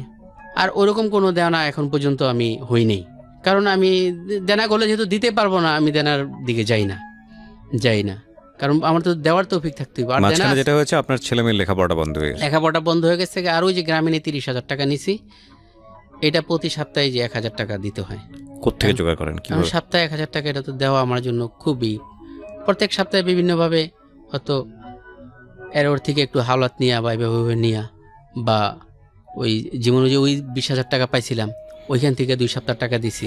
আমার পাশে একেবারে কোনো ব্যবস্থা না থাকলে আমার পাশে ঘরে ভাবির থেকে 1,000 টাকা নেই, আবার পরে আবার তারে দিয়া দেই, ওই টাকাটা ঋণ, আর মুদি দোকানে কিছু ঋণ, এইভাবে চলার জন্য। ওই যে পরে বললাম যে ওই টাকাটা ও ভাড়া গেছে, পরে ভাড়ার টাকার দেয় নেই, সে ওই যে লোন টোন নিয়ে বিভিন্নভাবে পরে আমি ওই ভাড়ার মেয়ের জামাই, সেও একই এলাকায় বাড়ি, তারও আর্থিক অবস্থা অনেক ভালো। হুম। আমার মানে ভাড়া বেড়ি জামাই, হুম। তার কাছে গেলাম, যা বিস্তারিত ভাঙ্গা বললাম যে আপনি তো কাপড়ের দোকান, আপনি তো তার দোকানও একটা অংশ প্যান্টের আছে, যে আমি তো প্যান্ট বুঝি, অন্য কিছু বুঝি না, আমার তো এইখানে যদি সেলসম্যান হিসাবে আমার নিয়োগ দেন আমি করব, বা অন্য জায়গায় হয় আপনি আমার লাগাই দিতে পারেন, আমি চেষ্টা করব করার জন্য। হুম। সেও আর কি বলো ঠিক আছে আমি দেখবো, তো সেও তার শ্বশুরের কথা বলে যে সেই তো পারে, আপনি সেকেন্ড করে না। আমি বললাম যে দেখেন, সে যে করে না একেবারে তা তো না, সেই ঈদও আমার 20,000 টাকা দিয়েছে, এটাই কে দেয়? আর কে কার জন্য টাকা কামাই করে রাখে? সে কষ্ট করে কি আমার জন্য কামাই করছে? আর আমি তার ভাইরা, আমি তো আপনি জামাই, এরকম হলে না হয় কথা হইতো। হ্যাঁ, এখন আপনার কাছে আসি, যদি আপনি পারেন আপনি দোকানে রাখেন, না হলে আপনি কোনো একটা দোকানে আমার লাগাই দিন। এইভাবে প্রতিদিনই কোনো জায়গায় যাই চেষ্টা করতেছি করার জন্য, হইতেছে না। না হইলে আর কি শেষ পথ।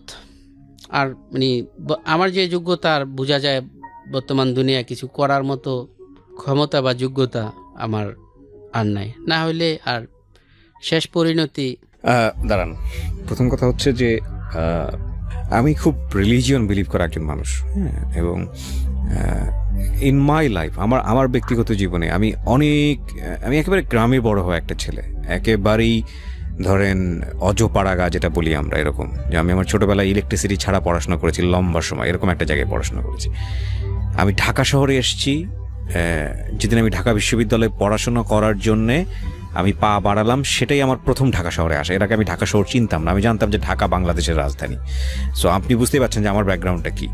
হ্যাঁ, আলহামদুলিল্লাহ পড়াশোনা করেছি ঢাকা বিশ্ববিদ্যালয়, I have got first class, honours, masters, MPhil, brilliant result. কিন্তু আমার ক্যারিয়ার মিডিয়াতে হওয়ার কথা ছিল না, মানে দৈবক্রমে আমি রেডিও জকি, দৈবক্রমে আমি এই জায়গায় কাজ করি। এই যে লম্বা সময়ের ক্যারিয়ার, প্রায় 13 বছর, বাংলাদেশের এফএম রেডিওর বয়স যত বছর, আমার কাজের অভিজ্ঞতা তত বছর। আপনার অনেক কথা আমি আজকে লম্বা সময় ধরে, আমার যতদূর মনে পড়ে যে জীবন গল্প অনুষ্ঠান ঢাকা এফএম এত লম্বা সময় ধরে হয়নি। আমি অনেক লম্বা সময় ধরে, রাত 1টা বেজে গেছে, তারপরেও আমি আপনার কথাগুলো শুনছি, মনোযোগ দিয়ে শুনছি। আপনার জায়গায় আমি নিজেকে চিন্তা করছিলাম যে যদি আমার কখনো এরকম অবস্থা হয়, বা যদি আল্লাহ না করুক আমার মতো অবস্থায় থেকে বা আপনার মতো অবস্থায় থেকে যদি আর কারো কখনো এরকম অবস্থা হয়, তাহলে তার জন্য জীবনটা কতটা কঠিন হতে পারে। আমাদের যেই সমাজ ব্যবস্থা, সেখানে একজন পিতা, তার উপর সমস্ত জিনিসের দায়িত্ব থাকে, এবং পরিবারটাকে আর্থিকভাবে সচ্ছল করার সমস্ত দায়িত্ব তার। এটা আমাদের পারিবারিক কাঠামো। এবং এইখানে একজন বাবা যদি সৎ থেকে যদি তার জীবনের অন্যতম কর্তব্য মনে করেন তার ছেলে মেয়েকে মানুষ করা, তার স্ত্রীকে ভরণ পোষণ দেয়া, এবং সেটা যদি তিনি করতে না পারেন, দুটো হাত ঠিক রেখে, দুটো পা ঠিক রেখে, মস্তিষ্ক ঠিক রেখে, সেটা যে কত অসহায় অবস্থা, এটা আপনার বলার দরকার নেই, আপনাকে দেখে বোঝা যায়, এবং আপনার গল্প শুনলে আরও ভালো করে বোঝা যায়। একটা কথা আছে যে একটা মানুষ যদি খুব কষ্ট পাচ্ছেন, তাহলে সে কাতরাবে, কান্না করবে, উহুয়াহা করবে।